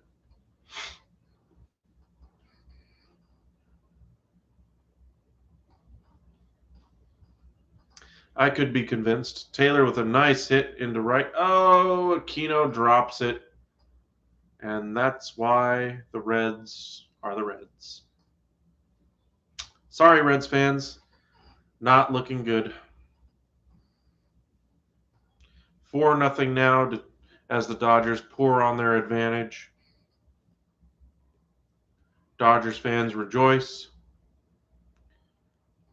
LA is all about winning. Taylor is a winning player. 4 for 64 for Taylor in the offseason is another steal of a contract. He closed his glove before it got there. He tried to run in and have a throw at the same time. Bellinger laces one down the line, knocked down by Votto. Great job by Bellinger and Votto on that one.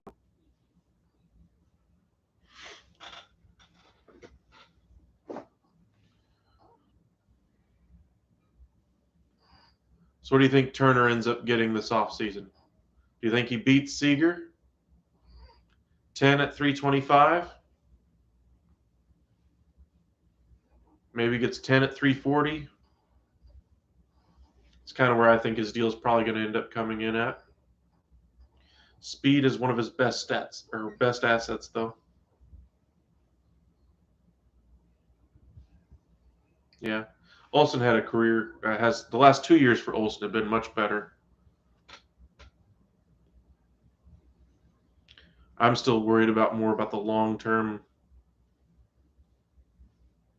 Olsen contract. He is younger than Freeman, so he should have the next few years shouldn't be a problem. But years 7 and 8 might be. But at $20 million in 8 years, luxury tax threshold is probably going to be through the roof in 8 years anyway, so they should be fine.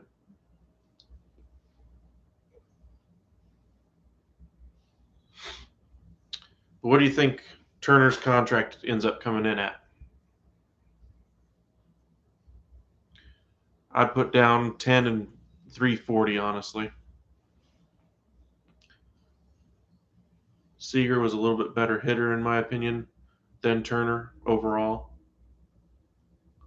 Although Turner may have a higher average because of that speed being able to get on. The power potential, though, of Seager was a little bit better. I think Correa and Turner might be 1A and 1B this offseason.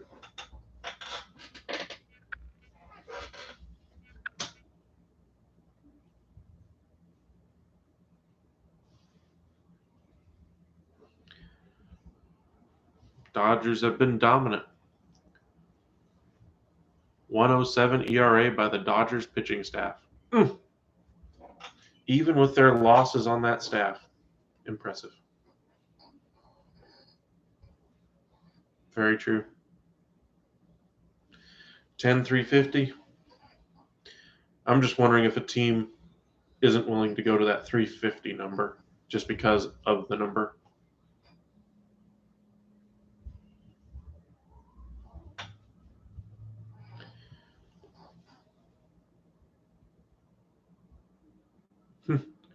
Hunter Green in the game today, most 100-mile-an-hour pitches in a major league game in Major League history. 39. And he did it in only 5 1/3. Wow.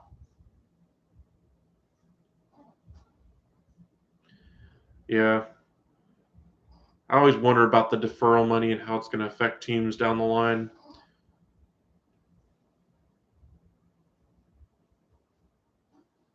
Because I think it takes them, or it forces them to be a little bit more measured in their approach to free agency each year. Look back at the Nationals. The reason why they chose now as the time to be their retooling phase and give up on guys like Trey Turner and Patrick Bryce Harper and all those guys is because of all the deferral money in the past. Yes, it is. 39 pitches. Aroldis Chapman would do it over 3 hitters, and he would throw maybe 15 in a couple of innings. Back in the day when he was on the Reds, I don't know if he still does that kind of thing on the Yankees, but back when he was on the Reds anyway, that was pretty routine to get about 10 to 15. 39 out of a starter is ridiculous. I know Verlander would have a few as because it seemed like he always got stronger as the games wore on when he was with the Tigers. Still does with the Astros, just to a lesser extent. Price gets him to roll over on that one. And the first out of the inning. As the Dodgers are asserting themselves here.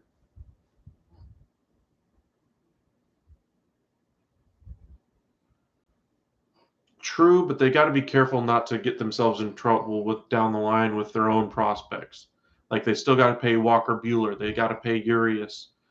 They're going to have to pay Bellinger if they get that, or if he ever gets back to MVP level. Betts is already signed. They have to sign Turner. If Lux ever becomes the prospect they hope he was, they got to sign him. Dustin May. They got a couple of good catchers. So they probably choose one and go with a cheaper backup. They already got rid of Jansen because they weren't willing to pay that money. But I agree, as you mentioned earlier, the pipeline of the Astros and the Dodgers has been strong, at least for the last 5 or 6 years. I wonder if the Astros pipeline might finally start to be petering out at least. They got a couple of decent starters out of the system last year, but I wonder if that's the last couple of pitching gems that they're going to have.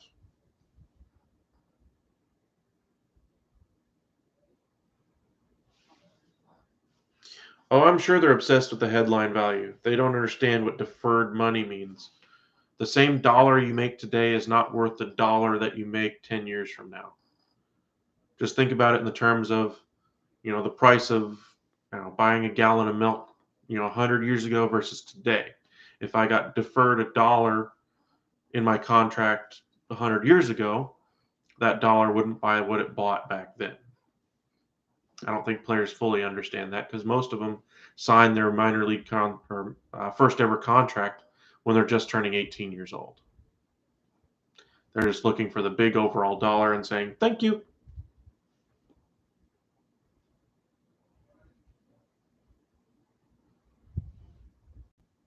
Yeah, they are.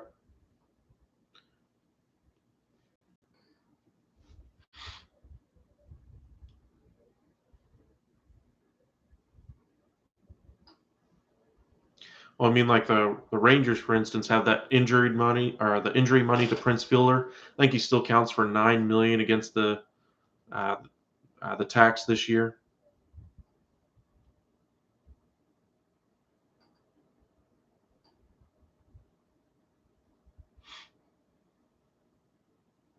But that's more of injury resolution, that kind of thing.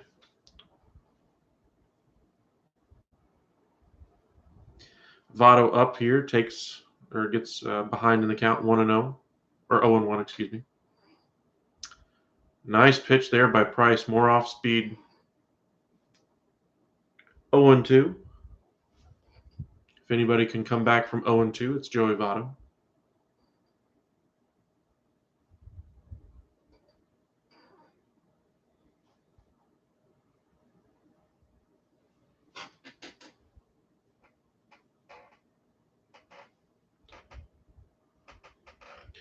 Lays off that one, 1-2. Yes, it is. He's not even phased by it being two strikes. You see other hitters change their approach. He has that two-strike approach even early in the count, that he's waiting for that pitch. Right on the edge. Ooh. Misjudged that one, though. Great pitch by David Price there. Just caught enough of the corner. You don't see him strike out too often, but Dodgers get it done. David Price gets his hand inspected as well and moves on to the dugout. On to the bottom of the seventh we go.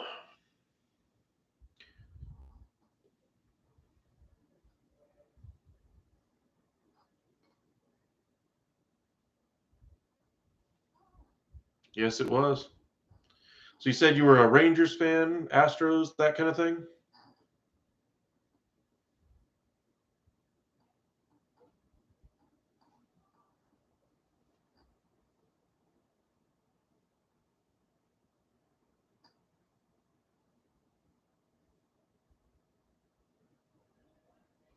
Which one you pulling for if you had to pick?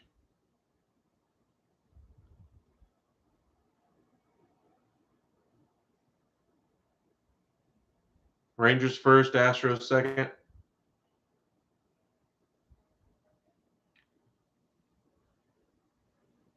Yeah. The Rangers are my team anyway. They have been since I moved to Texas, I don't know, 20 years ago, something like that. But Astros were my third favorite team up until probably the George Springer when he first came up. I just couldn't stand the way he played. I appreciated Altuve, but I saw no value in the teardown, and so it was tough to watch him. And then, of course, it was all worth it, culminated in a title.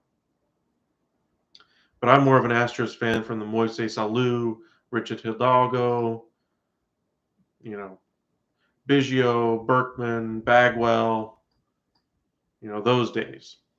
Those are my Astro roots anyway.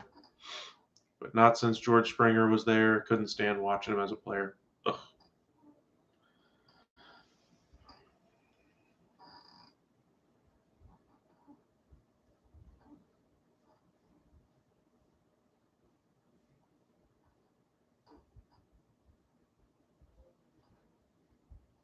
Very true.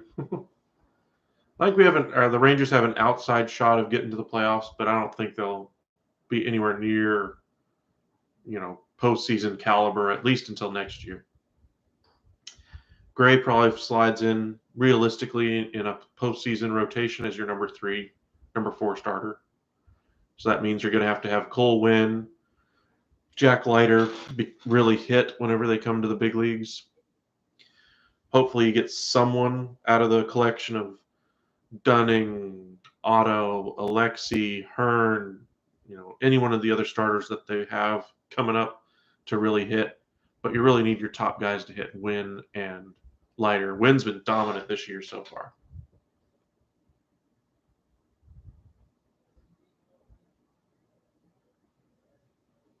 Very true.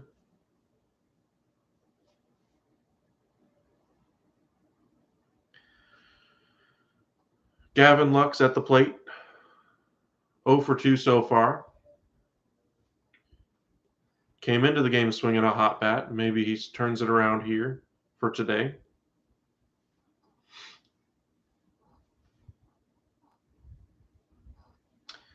Ball 3.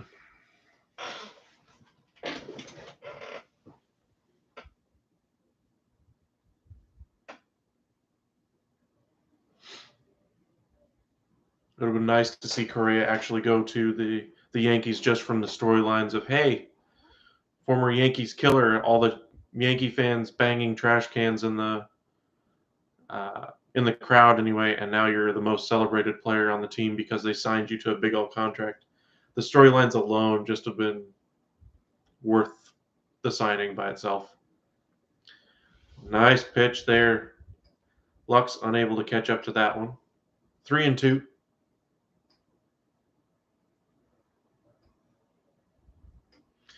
I agree. Especially with an extra wild card team, you really never know what's going to happen. It's kind of like in basketball, the Pelicans in the play-in were able to advance. Gavin Lux works the walk.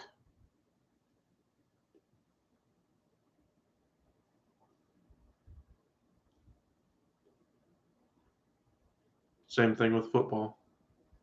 The expanded playoffs, wild card. You've seen wild cards make it all the way to the Super Bowl and win it. Baseball's no different. Whatever team's hottest, healthiest at the end of the season, got a real chance to go places. Like right now, the Dallas Mavericks don't have Luka Doncic, have the home court for the first time since their championship season, going up against a team that gives up fourth quarter leads and was struggling as they came down the stretch. And because they're not healthy and unable to make their free throws today, they dropped game 1.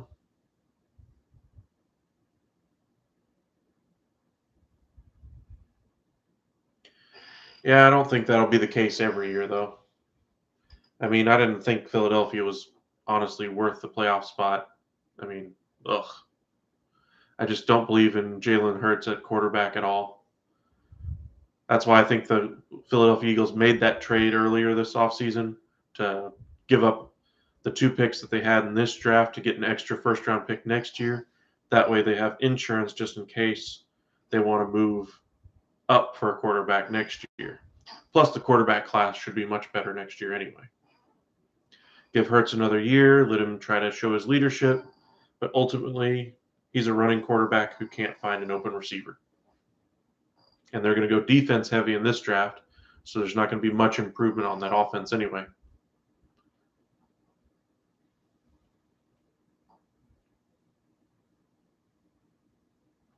The Colts, I believe, if they had made the playoffs, they would have done very well. They were built for a postseason team, just didn't have the ability to beat the Jacksonville Jaguars for some reason. I mean, nothing went right for them in that game. I mean, nothing. I watched that game. It was just turnover, Wentz mistake, inexplicable error that they hadn't made all year.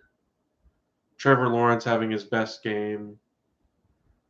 Miles Jack having his second biggest game of the season. Only the second game, or not Miles Jack, Josh Allen having his second biggest game of the year, showing up for only his second game of the year, it seemed like. All the dysfunction just seemed to go away in that win for Jacksonville. They just washed it away from their organization. But the Colts could have done something, I thought, if they got in that at that wild card spot.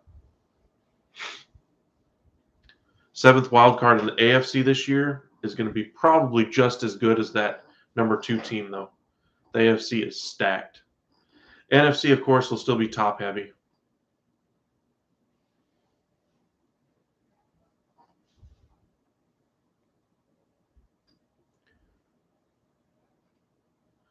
And home field seems to mean more in football than it does in any other sport as well.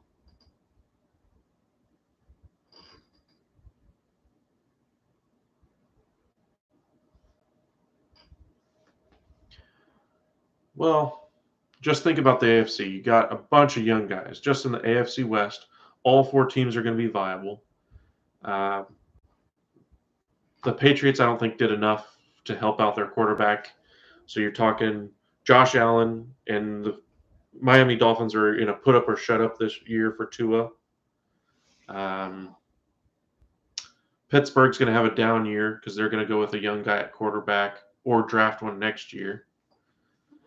But you still got Baltimore. You still got Cleveland now with Deshaun Watson. You got Joe Burrow, who just went to a Super Bowl. Matt Ryan is now on the Colts. I mean, half of the teams that don't make it in the AFC would make it in the NFC. Half. Who you can count on one hand the number of playoff teams right off the bat in the NFC. Rams, Cowboys, Buccaneers. You can't put the Packers in there because of the losses they've sustained, both to the defense and offense. I mean, Rodgers got them to the number 1 seed, and they struggled to beat the 49ers in a playoff game. 49ers should be good, but they're in a tough division. You can count either the Arizona Cardinals or San Francisco in that group as well. I think that's probably it as far as surefire playoff teams next year. Rams should be very good after getting Bobby Wagner. Stephon Gilmore went to the Colts the other day. They should be better. And it looks like the Raiders finally made a decision at their quarterback with Derek Carr.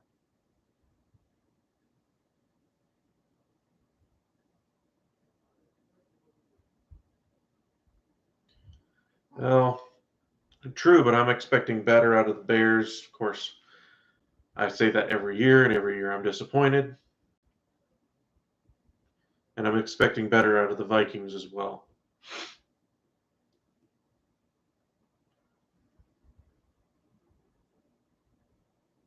Ooh, Stevenson stumbles a little bit but makes the catch. Hello. Welcome to the watch party anyway. Trey Turner up for the first time after hitting that home run in the 6th inning. Kind of opened things up for the Dodgers.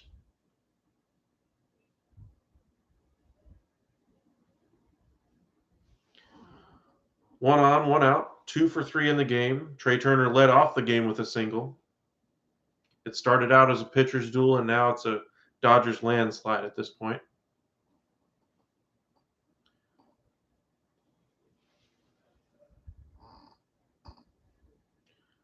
Duarte trying to keep Gavin Lux close after he reached on the walk.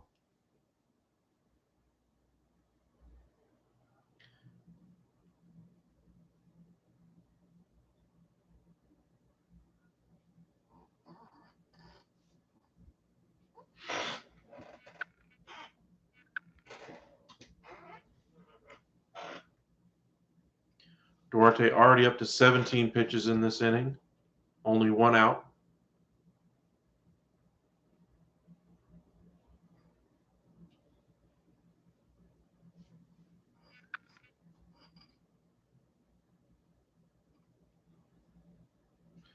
In the dirt, 1-1.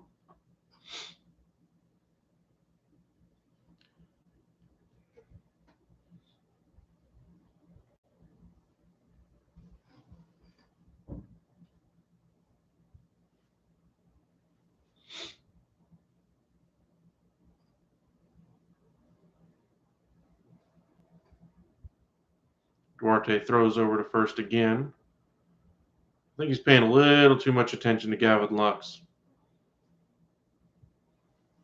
Focus on the guy in front of you, especially when he just hit a 2-run home run in the last half inning. Priorities, buddy. 96 upstairs, misses 2-1 now. If you haven't hit that subscribe button already, please do so. Appreciate all of you who've joined our community over the past few days. Let's see if we can keep it going. Tomorrow, again, we'll have a quadruple header. Be a long day of NBA basketball, and we'll be here for it. Try to do an individual stream for each game, but I don't want to miss too much of the action, so we might do it as one big stream. Haven't decided yet. But tune on the tube and watch the game. Turn the sound down and join us here on YouTube and join the watch party. Should be pretty fun. All the different game ones. Biggest game I'm looking forward to, of course, is Brooklyn versus the Boston Celtics tomorrow.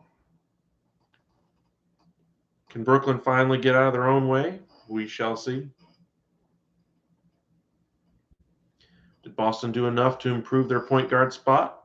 We'll find out. Off the end of the bat, what a great at-bat by Trey Turner. Just served that one into center. And Lutz does the first to third. One of my favorite plays in baseball is going from first to third. Just always what I grew up with, watching the Atlanta Braves on TBS, seeing them go first to third, first to third, first to third, first to third, over and over and over again. Just a beautiful play.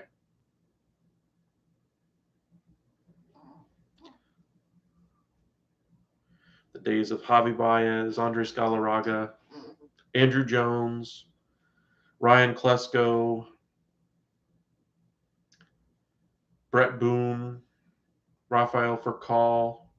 I'm trying to remember all those guys on that team. Joyner was on there for a year. Justice was on there for a year. Eddie Perez was the backup catcher. Walt Weiss. Vinny Castillo came over from the Rockies for a couple years. Back in the day when the Braves were nationally broadcast on TBS every single game, did more for growing their fan base in the game of baseball than a lot of other things did at that time. People talk about how the home run brought back everybody to baseball, the summer of '98, the summer of love. I'd argue just having baseball on a national TV or national channel every game for a number of years did a lot to grow baseball as well.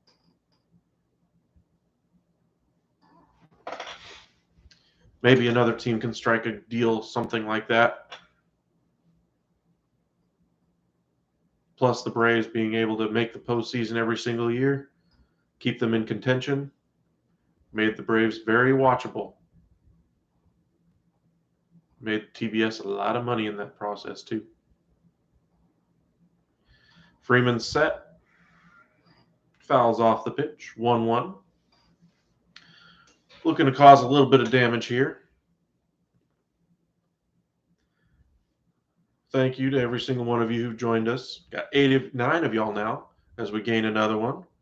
Appreciate y'all joining us to watch Dodgers versus Reds. Dodgers in front, 4-0, bottom of the 7th. Pitchers duel for the first 5.5 innings anyway.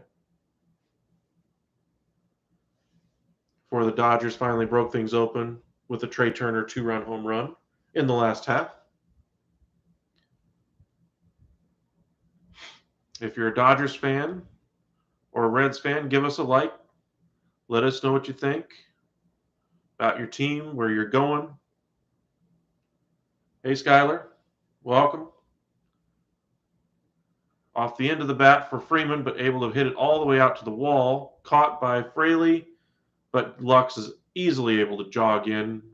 5-0 Dodgers. 2 outs now. Mookie Betts enjoying the day off,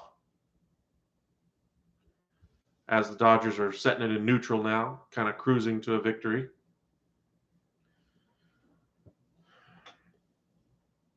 Just enjoying a Saturday night watching baseball. It's good to have it back after the lockout. Kind of scared us all into thinking we were going to miss a month of the season, if not more. Turner back in there, 0 for 3, foul out last time around. Duarte throws it very low, and Turner just gets back. Votto makes a nice play digging that one out of the dirt. Or at least it looked like it did. A little bit higher. That throw looked very low from the other camera angle.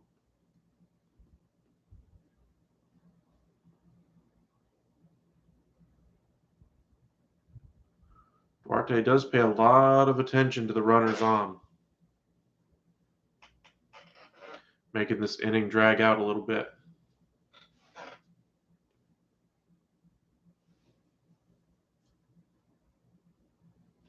Of course, when you're facing a team as prolific on offense like the LA Dodgers, maybe you want to take a little bit more deliberate action. Strike on the outside corner there, 0-1.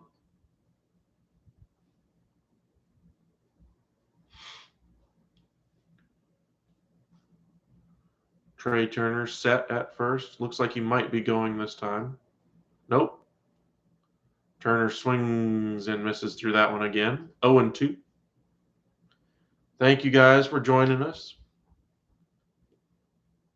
Appreciate all of you who've joined our stream today. Had a lot of y'all in and out. Appreciate it. I think this might be our best stream watch party we've done. Appreciate you, Clay, for the conversation. Feel free to join us anytime. Be doing a lot of watch parties, live streams, whatever you want to call it, over the next few days.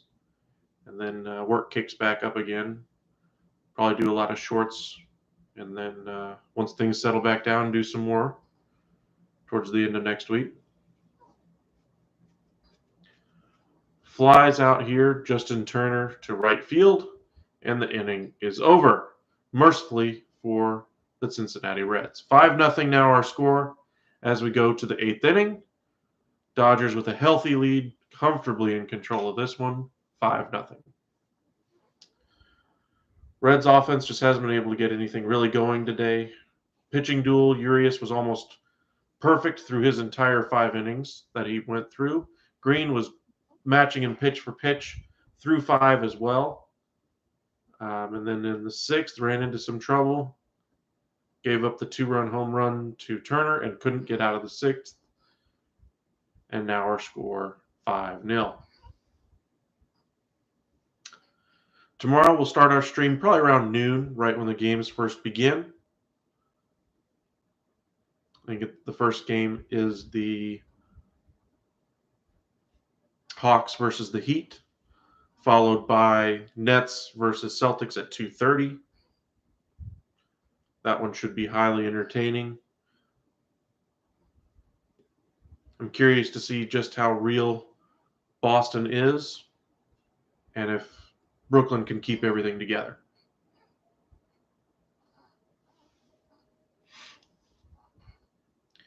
Kyrie's been nothing but fantastic ever since he's been fully able to play every single game with the Brooklyn Nets.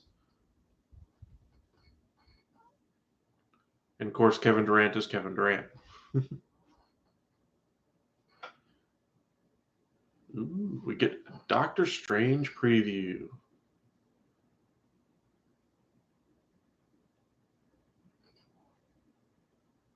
Coming soon for those of you who are Avengers fans. Kind of the first big movie since Spider-Man.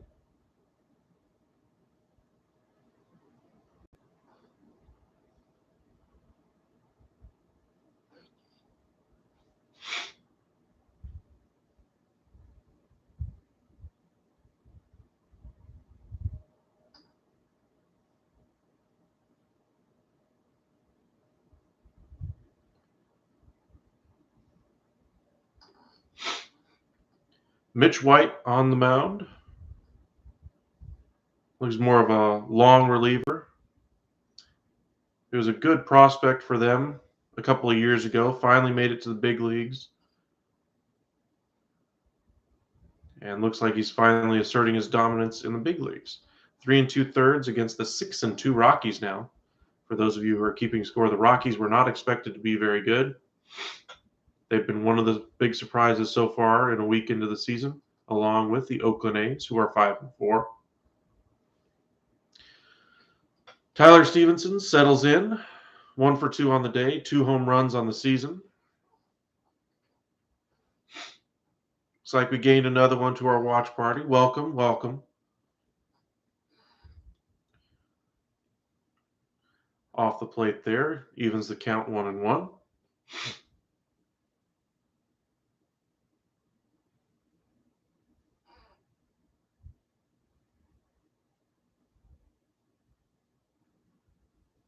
Another one, same kind of location. Barnes telling him to settle down.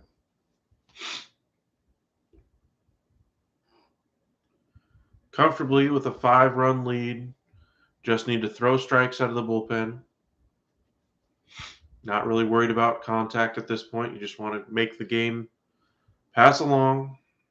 Stevenson laces that one over the shortstop's head into left field. Lux tosses it back in, and the first runner is aboard. Stevenson 2 for 3 on the day. Getting some confidence at the plate. I think he's over 300 with that hit, or close to it.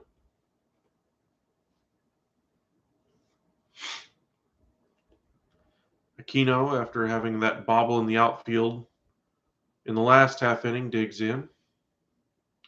Hit that 2-run home run last night, but hasn't done much else. 0 for 2 in the game with a pop out in the 5th was his last at bat. Mitchell White, now known as Mitch White, delivers that curveball just off the plate. Aquino offers at it anyway, 0-1.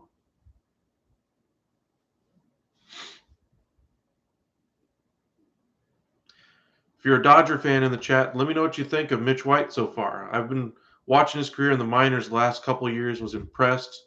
Kind of hoped the Rangers would have gotten him, since I'm a Ranger fan anyway, for kind of a piece, a bullpen arm, something like that, around the deadline the past couple of years. What do you think about him so far?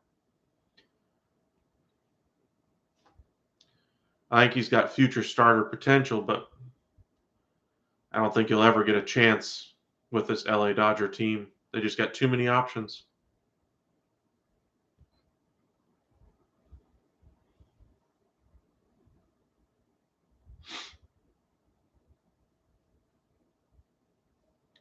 Think back to all the other prospects the Dodgers have had to let go just because of how good their major league club is. A lot of players who, if they had been given a chance in other systems, more playing time, maybe their careers have gone very differently. I think the Rangers last year went with Peters in the outfield. He has since moved on to, I think, Korean baseball anyway, because he wasn't able to latch on here in the majors. His career probably would have been different as well if he had gotten more playing time. But Dodgers are not a team that is going to play a lot of young guys. They'll platoon, they'll get you in. If you succeed, you'll stay. If you don't, they're not going to sit around and wait for you to figure it out. Mitch White so far looks like he's done very well. Nice pitch there, strikeout. Eesh. This is going to be one rough year for the Cincinnati Reds. Where is your offense going to come from? Aside from Joey Votto, aside from Tyler Stevenson, who else in your lineup do you point to and say, yep, I can count on him getting a hit, knocking in a run, getting on base? Who else do you point to in that lineup? I don't see where you're getting the offense from this year. Talking about maybe a 60-win team at this point. And we have beach balls out in the crowd in LA as they are comfortably ahead 5-0. Moustakas digging in. Ahead 1-0 on the count. Nice 12-6 curve there from Mitch White. 1-1 the count. Thank you guys very much for joining us here at the Upside. Really means a lot that y'all join us here on YouTube while you watch the game. Appreciate it. As Moustakis fouls that one back, 1-2.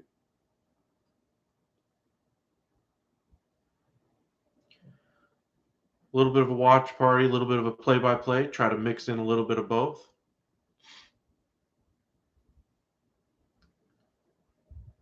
Freeman sharing a laugh with the young catcher Stevenson as Moustakis looks to stay alive. And strike three. Mitch White looking very sharp today. Another strikeout. Dodgers pitching very well today. Of course, like I mentioned, where's the offense really going to come from if you're a Reds fan? Jonathan India, when he gets back, will help. Drury has played well so far in the young season, but he's the backup for a reason.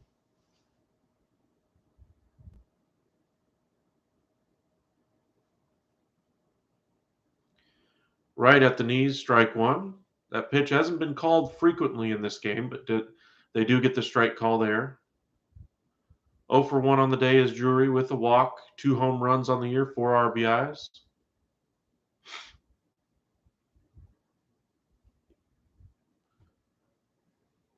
Tries to get him to chase, misses way low. Scuffs the dirt. 1-1 is the count.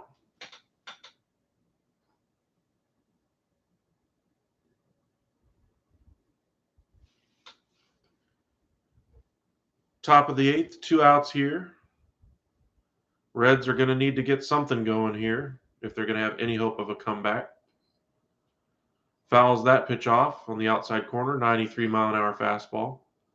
Mitch White is not going to blow you away with 100-mile-an-hour stuff like Hunter Green, but he is still a very good starting pitcher, at least in the minor leagues. So far in what I've seen out of him today, looks like he's carried over some of that success that he's had in the minors, learning some things as he goes along the way in the majors as well.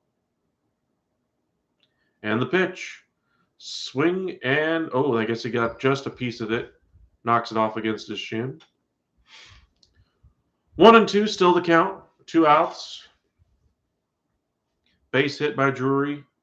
You might see the Dodgers pen start to move a little bit.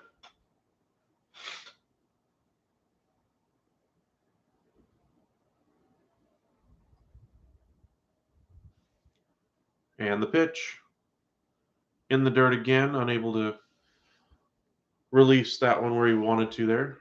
Says my bad. Something definitely only a young pitcher would say.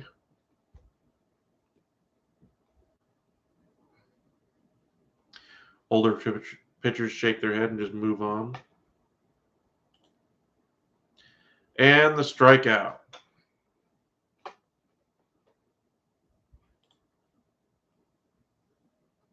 Nice pitch gets Drury there. Mitch White. Very nice performance for him. 5-0 the score as we go to the bottom of the eighth. Dodgers trying to tack on a couple more insurance runs. We might even see Mitch White come out and close it off here in the ninth as well. If not, of course, they have plenty of bullpen options this year, but no Kenley Jansen to salt the game.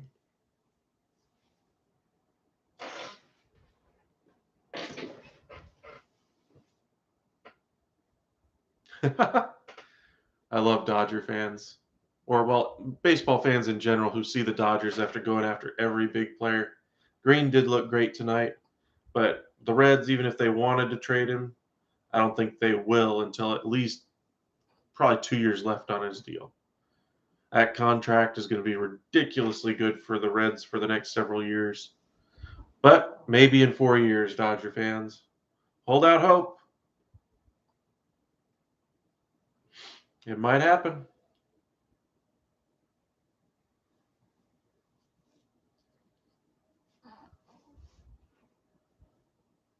If they did want to go after a cost-controlled starter with that many years left to control,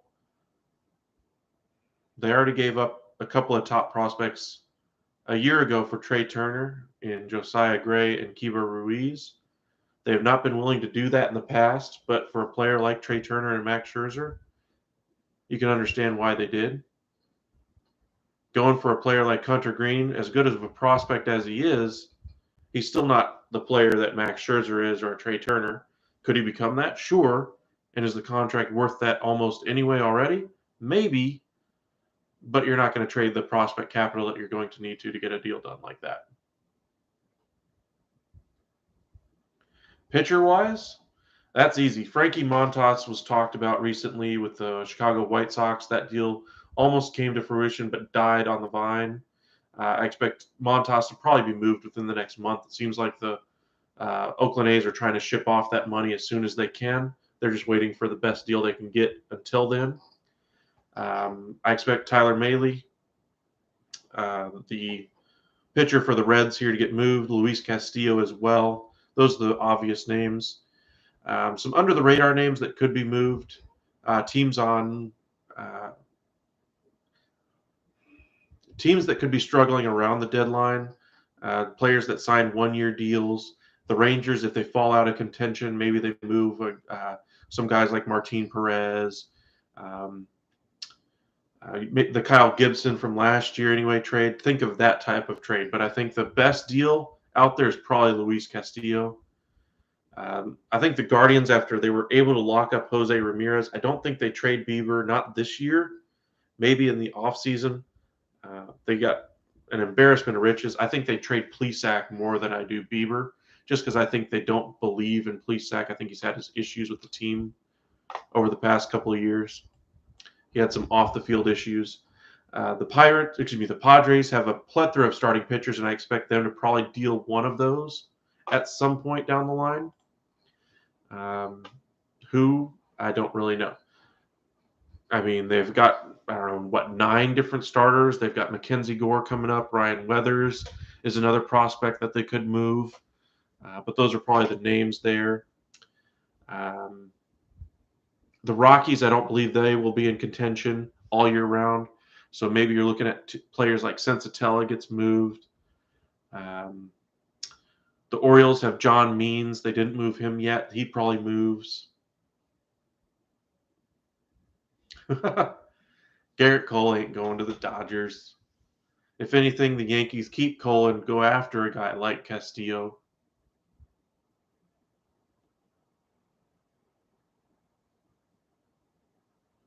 Swing and a miss for Muncy, 3-2. Morita looks good. Good fastball life there. Looks like he struggled with command early on this year, or early on in this outing anyway. Muncy trying to get going. Only 148 on the year for the batting average. I do think Cleveland does trade a starter. I just don't think it's Bieber. Ooh, did he offer at it? No. And a leadoff walk from Morita. Not what you're looking for if you're a Reds fan. For Dodgers fans, more of the same. Consistent, high quality, patient at bats. Edwin Rios digs in. He is the designated hitter today. 1 for 3 singles. Did score a run. No homers, no RBIs on the year. Be a great time for his first one here. Who else could move, though? I don't believe in the Marlins. They've got a number of young starters, cost controlled. Maybe they move one with a couple years left of control to get even younger, better prospects back. Well, they had a lot of money coming off the books this year, and they didn't really spend it, except for, of course, Freeman. They did bring back Kershaw. I wonder about the investment that they made going for a first baseman, keeping him, or going after him, and not keeping Corey Seager. I wonder about the wisdom of that long term. But, of course, the deferred money and all that kind of a thing.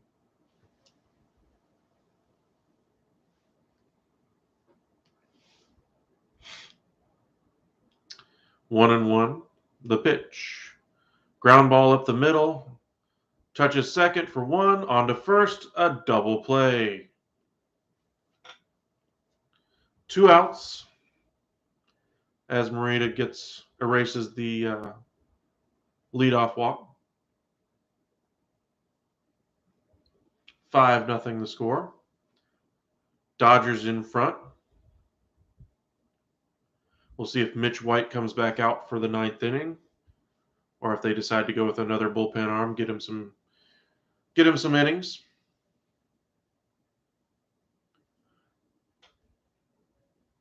Chris Taylor up there, very professional hitter, 4-year, $64 million deal in the offseason. Honestly, probably the steal of a contract anyway for the type of player he is and what he means to that lineup, especially after they moved A.J. Pollock.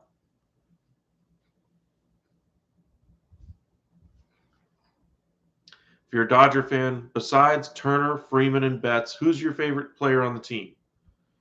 Which player do you think is the most impactful in that lineup? Bellinger, if he gets back to MVP level, Cody Bellinger. Chris Taylor can play him anywhere on the diamond. Consistent, professional at bats every time.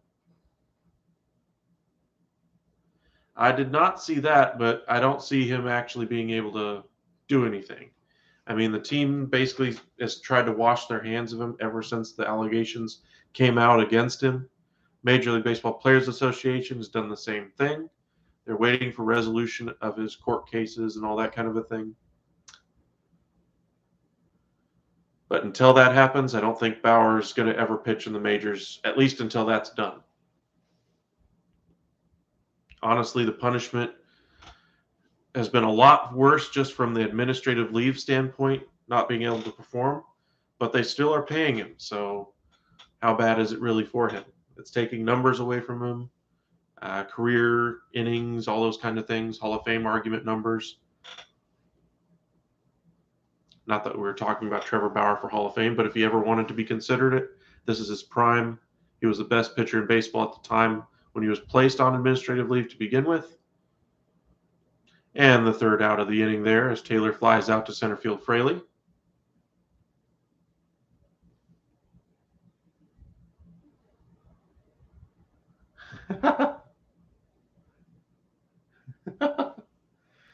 Nando. Nando.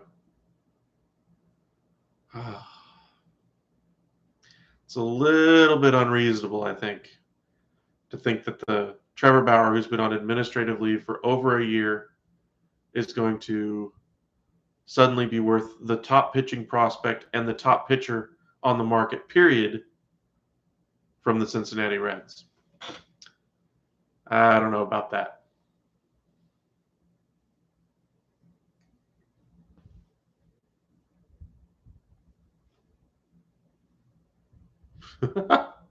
Well, that definitely would be one. That would certainly be a trade like in a video game. But I think even the video game would probably say, we regret to inform you we declined this trade due to insert reason here. I don't know. Maybe a few years ago it would have been a lot more possible. But as it stands right now, Trevor Bauer is not worth the top prospect on anybody's team. The prospect price is so high right now anyway. I mean, top players right now are not going to be traded for number one pick or number one prospects on any club. Only players who could really command that kind of a thing are, we're talking, Vladimir Guerrero Jr. on his type of contract type of player. We're talking Fernando Tatis, Trey Turner a couple years ago. Last year, he had to be packaged with Max Scherzer in order to get two of the upper level prospects in the game. Gray and Ruiz were the 1 and 2 prospects at the time for the Dodgers. Ruiz, of course, was an embarrassment of riches situation for the Dodgers. Gray, though, I think is the one piece that might come back to haunt them, of course. Mitch White does come back out for the ninth. Fraley digs in, a 125 average on the season. Again, where's the offense coming from if you're a Reds fan? It's going to be tough. Great 12-6 curveball by Mitch White. Fraley swings and misses. 1-1 is the count. Well, I mean, did you hear how he injured himself on the motorcycle? And then in the interview, when he was asked about it, he said, when he was asked about the motorcycle accident, which motorcycle accident? Apparently, he's got in multiple motorcycle accidents since the offseason began. And Bob Melvin, the new manager of the Padres, came out and basically said, yeah, I think that's the end of that right there. So it doesn't look like Fernando Tatis will be riding motorcycles anytime soon. But he has had injury issues the last couple of years, the arm fatigue issue and that kind of thing. They had to move him to left field to preserve the arm. But once he comes back, I expect he'll be just fine. It's not like he had some type of injury that was baseball related, that was repetitive. These are more kind of fluky situations. But CJ Abrams has played admirably in his stead, both defensively and offensively. Hit his first home run the other day. Ball four by Mitch White as he's opened up a little bit wild here in the ninth. Don't want to get too far into this, so maybe if one more batter hits, or one more hitter reaches anyway, they'll get that bullpen going. 5-0 the score in the top of the ninth. Farmer up, leadoff hitter for the Cincinnati Reds, 0 for 3 with a flyout in the sixth. No homers, 5 RBIs on the season, and a 276 average to begin things on the young season. Up and in, just missed off the plate. Robo Ump probably calls that one a strike.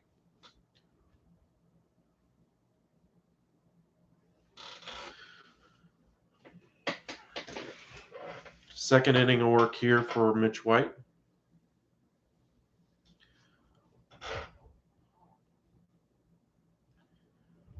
Inside corner, fouls it off down the first base line. 94-mile-an-hour fastball from Mitch White there. Started out as a pitching duel, and then sixth inning on was just all Dodgers. Very entertaining game for the first few innings, if you like good pitching. And it wasn't just good, it was great pitching. Mitch White unable to snare that one out of midair as another hitter reaches. Station to station baseball here for the Reds. And with that, I expect the Dodgers to get somebody up. Roberts barks some orders as to who they want to get up. Let's see if White can get a double play ball and shut the door here. 28 pitches through an inning plus for Mitch White. First and second, nobody out. It's officially become a save situation now. Tyler Naquin up. He is the designated hitter. 286 average with a home run and 3 RBIs. He hits one of those right now, and this is a very different ball game. Up high, and the Austin Barnes goes out and checks with him. Struggled with command so far this half inning.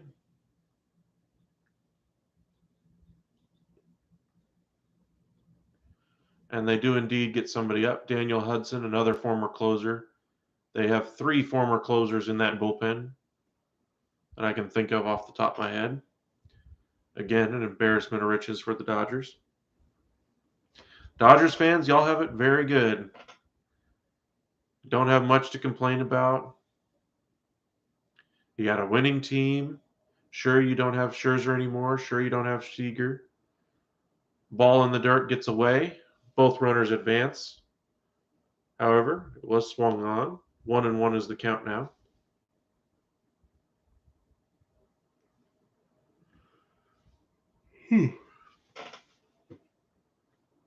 Just an ugly swing by Naquin. That one literally bounced on the plate.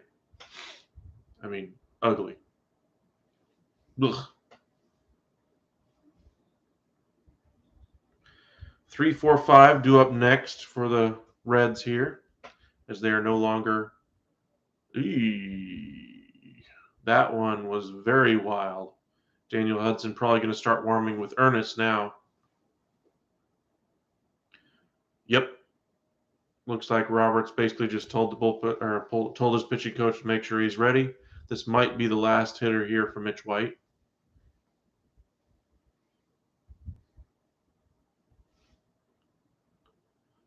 Jams him, hits it down the third baseline foul. And it's 2-2. 5-0 the score here in the top of the ninth. Reds have runners on second and third, the best chance they've had to score all game. It's been all Dodgers from the sixth inning on. A great pitching duel before that. Saw the prospect Hunter Green for the Reds pitch very well. Maybe pitch a little too far into this game. Ran into some trouble in the sixth and gave up the lead, or gave up the tie anyway. 2-run home run to Trey Turner. Was pulled a batter later. Tony Pham on deck for the Reds. And Joey Votto after that. Right down the middle, grounds out to second base. They will concede the run. The shutout is over. It's 5-1 Reds, or excuse me, 5-1 Dodgers as the Reds get on the board. Naquin at least drives in the run there.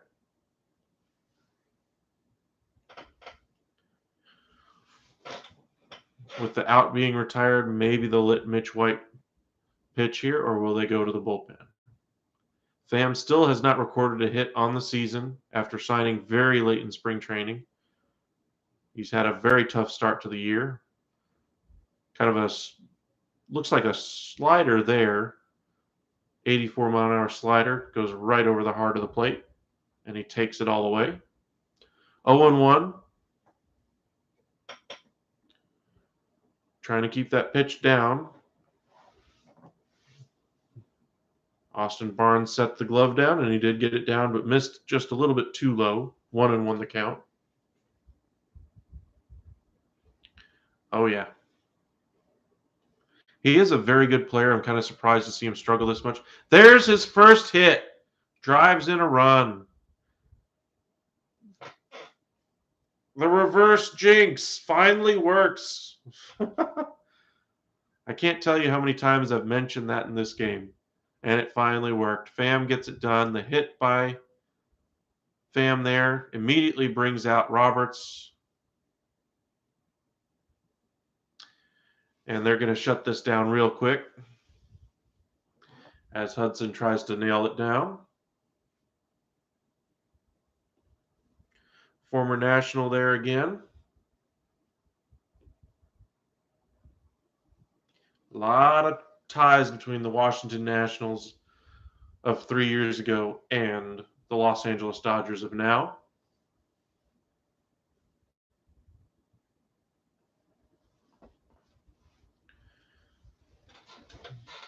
Nah, I don't think you're going to see Kimbrel tonight. I think it's Hudson's game. And if he gets into trouble, you probably bring out one of your other relievers. You're not going to see Treinen tonight. You're not going to see Kimbrel.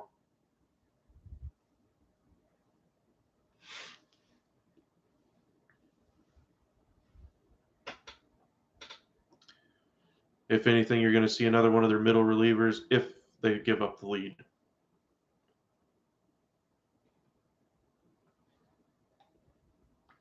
But Votto is coming up. Votto followed by Stevenson. Stevenson is 2 for 3 on the day. Couple of base hits.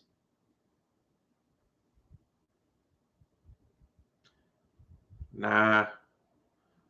I mean, I would rather watch professionals play than college players play any day just because I can't stand mental mistakes in baseball.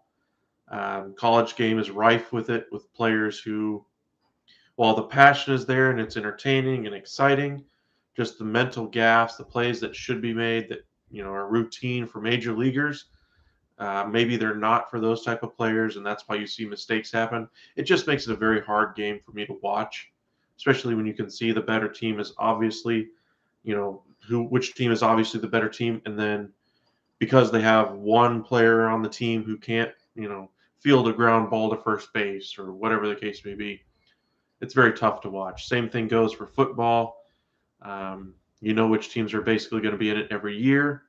And even when you watch the big teams, the college football playoff, while the passion is there, you still see plays that you'd expect other professionals to make in the NFL that just drive you nuts when you're watching the game. I mean, the passion and everything is great, but give me the professionalism every day.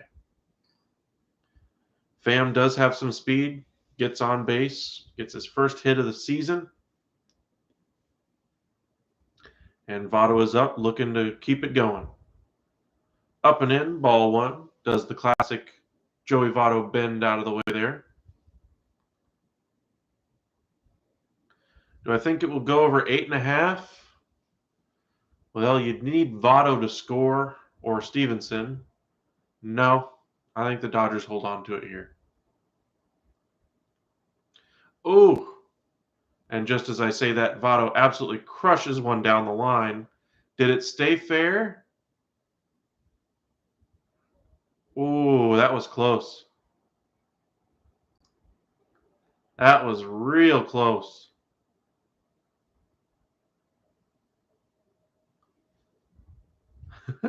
Maybe we have another reverse jinx.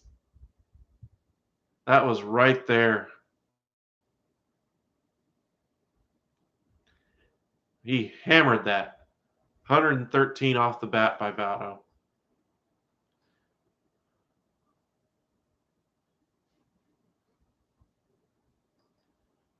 Ugh.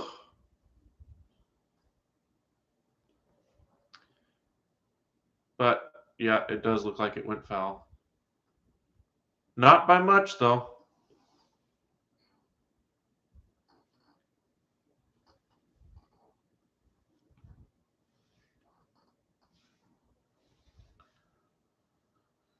One thing Votto's, of course, been trying to work on all year and stay consistent with is the bat speed.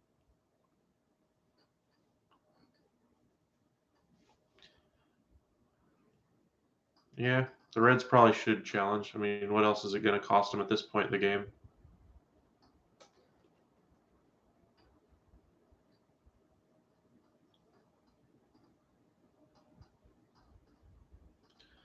Nope.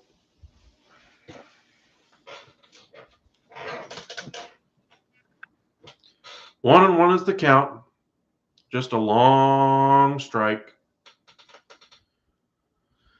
Well, 0 for 3 on the game so far as Votto. 133 is the average. Trying to keep that ball down. And they smother it in the dirt there. 2-1. Reds finally have something cooking. 2 runs in so far in the inning. 5-2 is the score. The shutout is over. Can the Reds put it away? Or excuse me, can the Dodgers put it away? Or can the Reds finish the comeback? Oh, a nice, I want to say, changeup there by Hudson as Votto swings and misses out in front on that one. 2-2 is the count. Appreciate all of you joining our live stream. If you haven't hit that subscribe button, please do so. Appreciate all of you for doing that. Really helps us out. And the pitch. In the dirt, this time blocked by Barnes. The count is 3-2 now. As Hudson works to Votto. Don't want to leave one over the plate here to him. We just saw him just miss cranking a home run there. Stevenson, who is 2 for 3, is on deck. He has had some success today. He's been the one player in the lineup that's had some success for the Reds today. On a day when it started out as a pitching duel, now we have a lot of late inning runs. As per usual in baseball this season, bullpen's not able to hold games very well.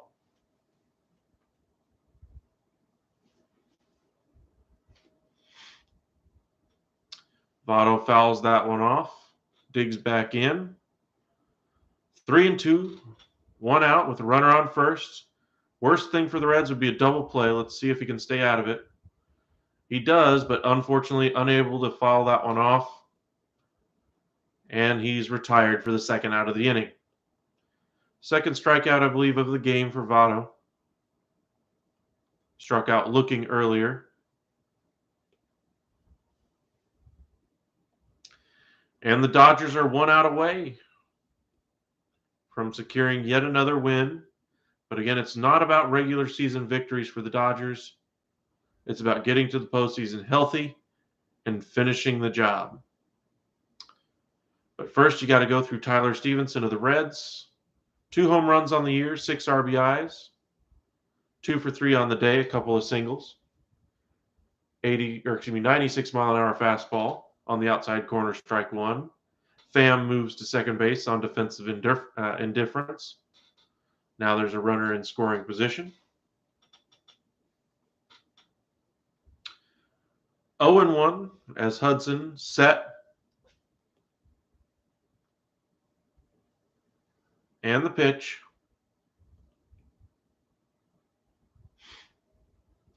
Ground ball up the middle, fielded by the second baseman. Long throw, just gets him, and the ball game is over. 5-2 is the final. Trey Turner is the story of the game for the Dodgers. Hunter Green, the story for the Reds. Reds played very well in the early innings. Pitchers duel. Hunter Green pitched very well through 5. In the 6th, though, it seems like they let him go out there a little too long. And he gave up the 2-run homer to Turner. Julio Urias was pulled after 65 pitches. He was absolutely dominant, darn near perfect in his 5 innings today. And it was all Dodgers. 9th inning, Reds get a couple to avoid the shutout. But it was all Dodgers in this one from the 6th inning on. 5-2 your final as the Dodgers take this one.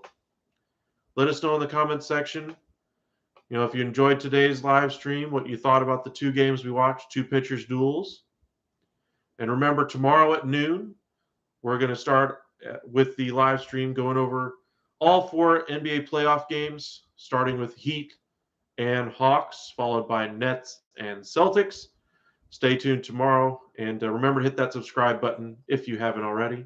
Appreciate all of you who joined us here at the Upside, and thank you again very much for joining us. First game of the night, Cardinals beat the Brewers 2-1. Pitchers duel there. Steven Matz, 5 2/3, 3 hits, 6 strikeouts, no walks, was absolutely dominant. And then in the nightcap, Julio Urias goes 5 innings, allows 2 hits on 1 walk, almost perfect through those 5 innings. Just an absolute dominant pitching performance by both starters in both of the games today. But thank you again for joining us here at the Upside. And remember, hit that subscribe button. It really does help us out. And we'll see you all tomorrow afternoon.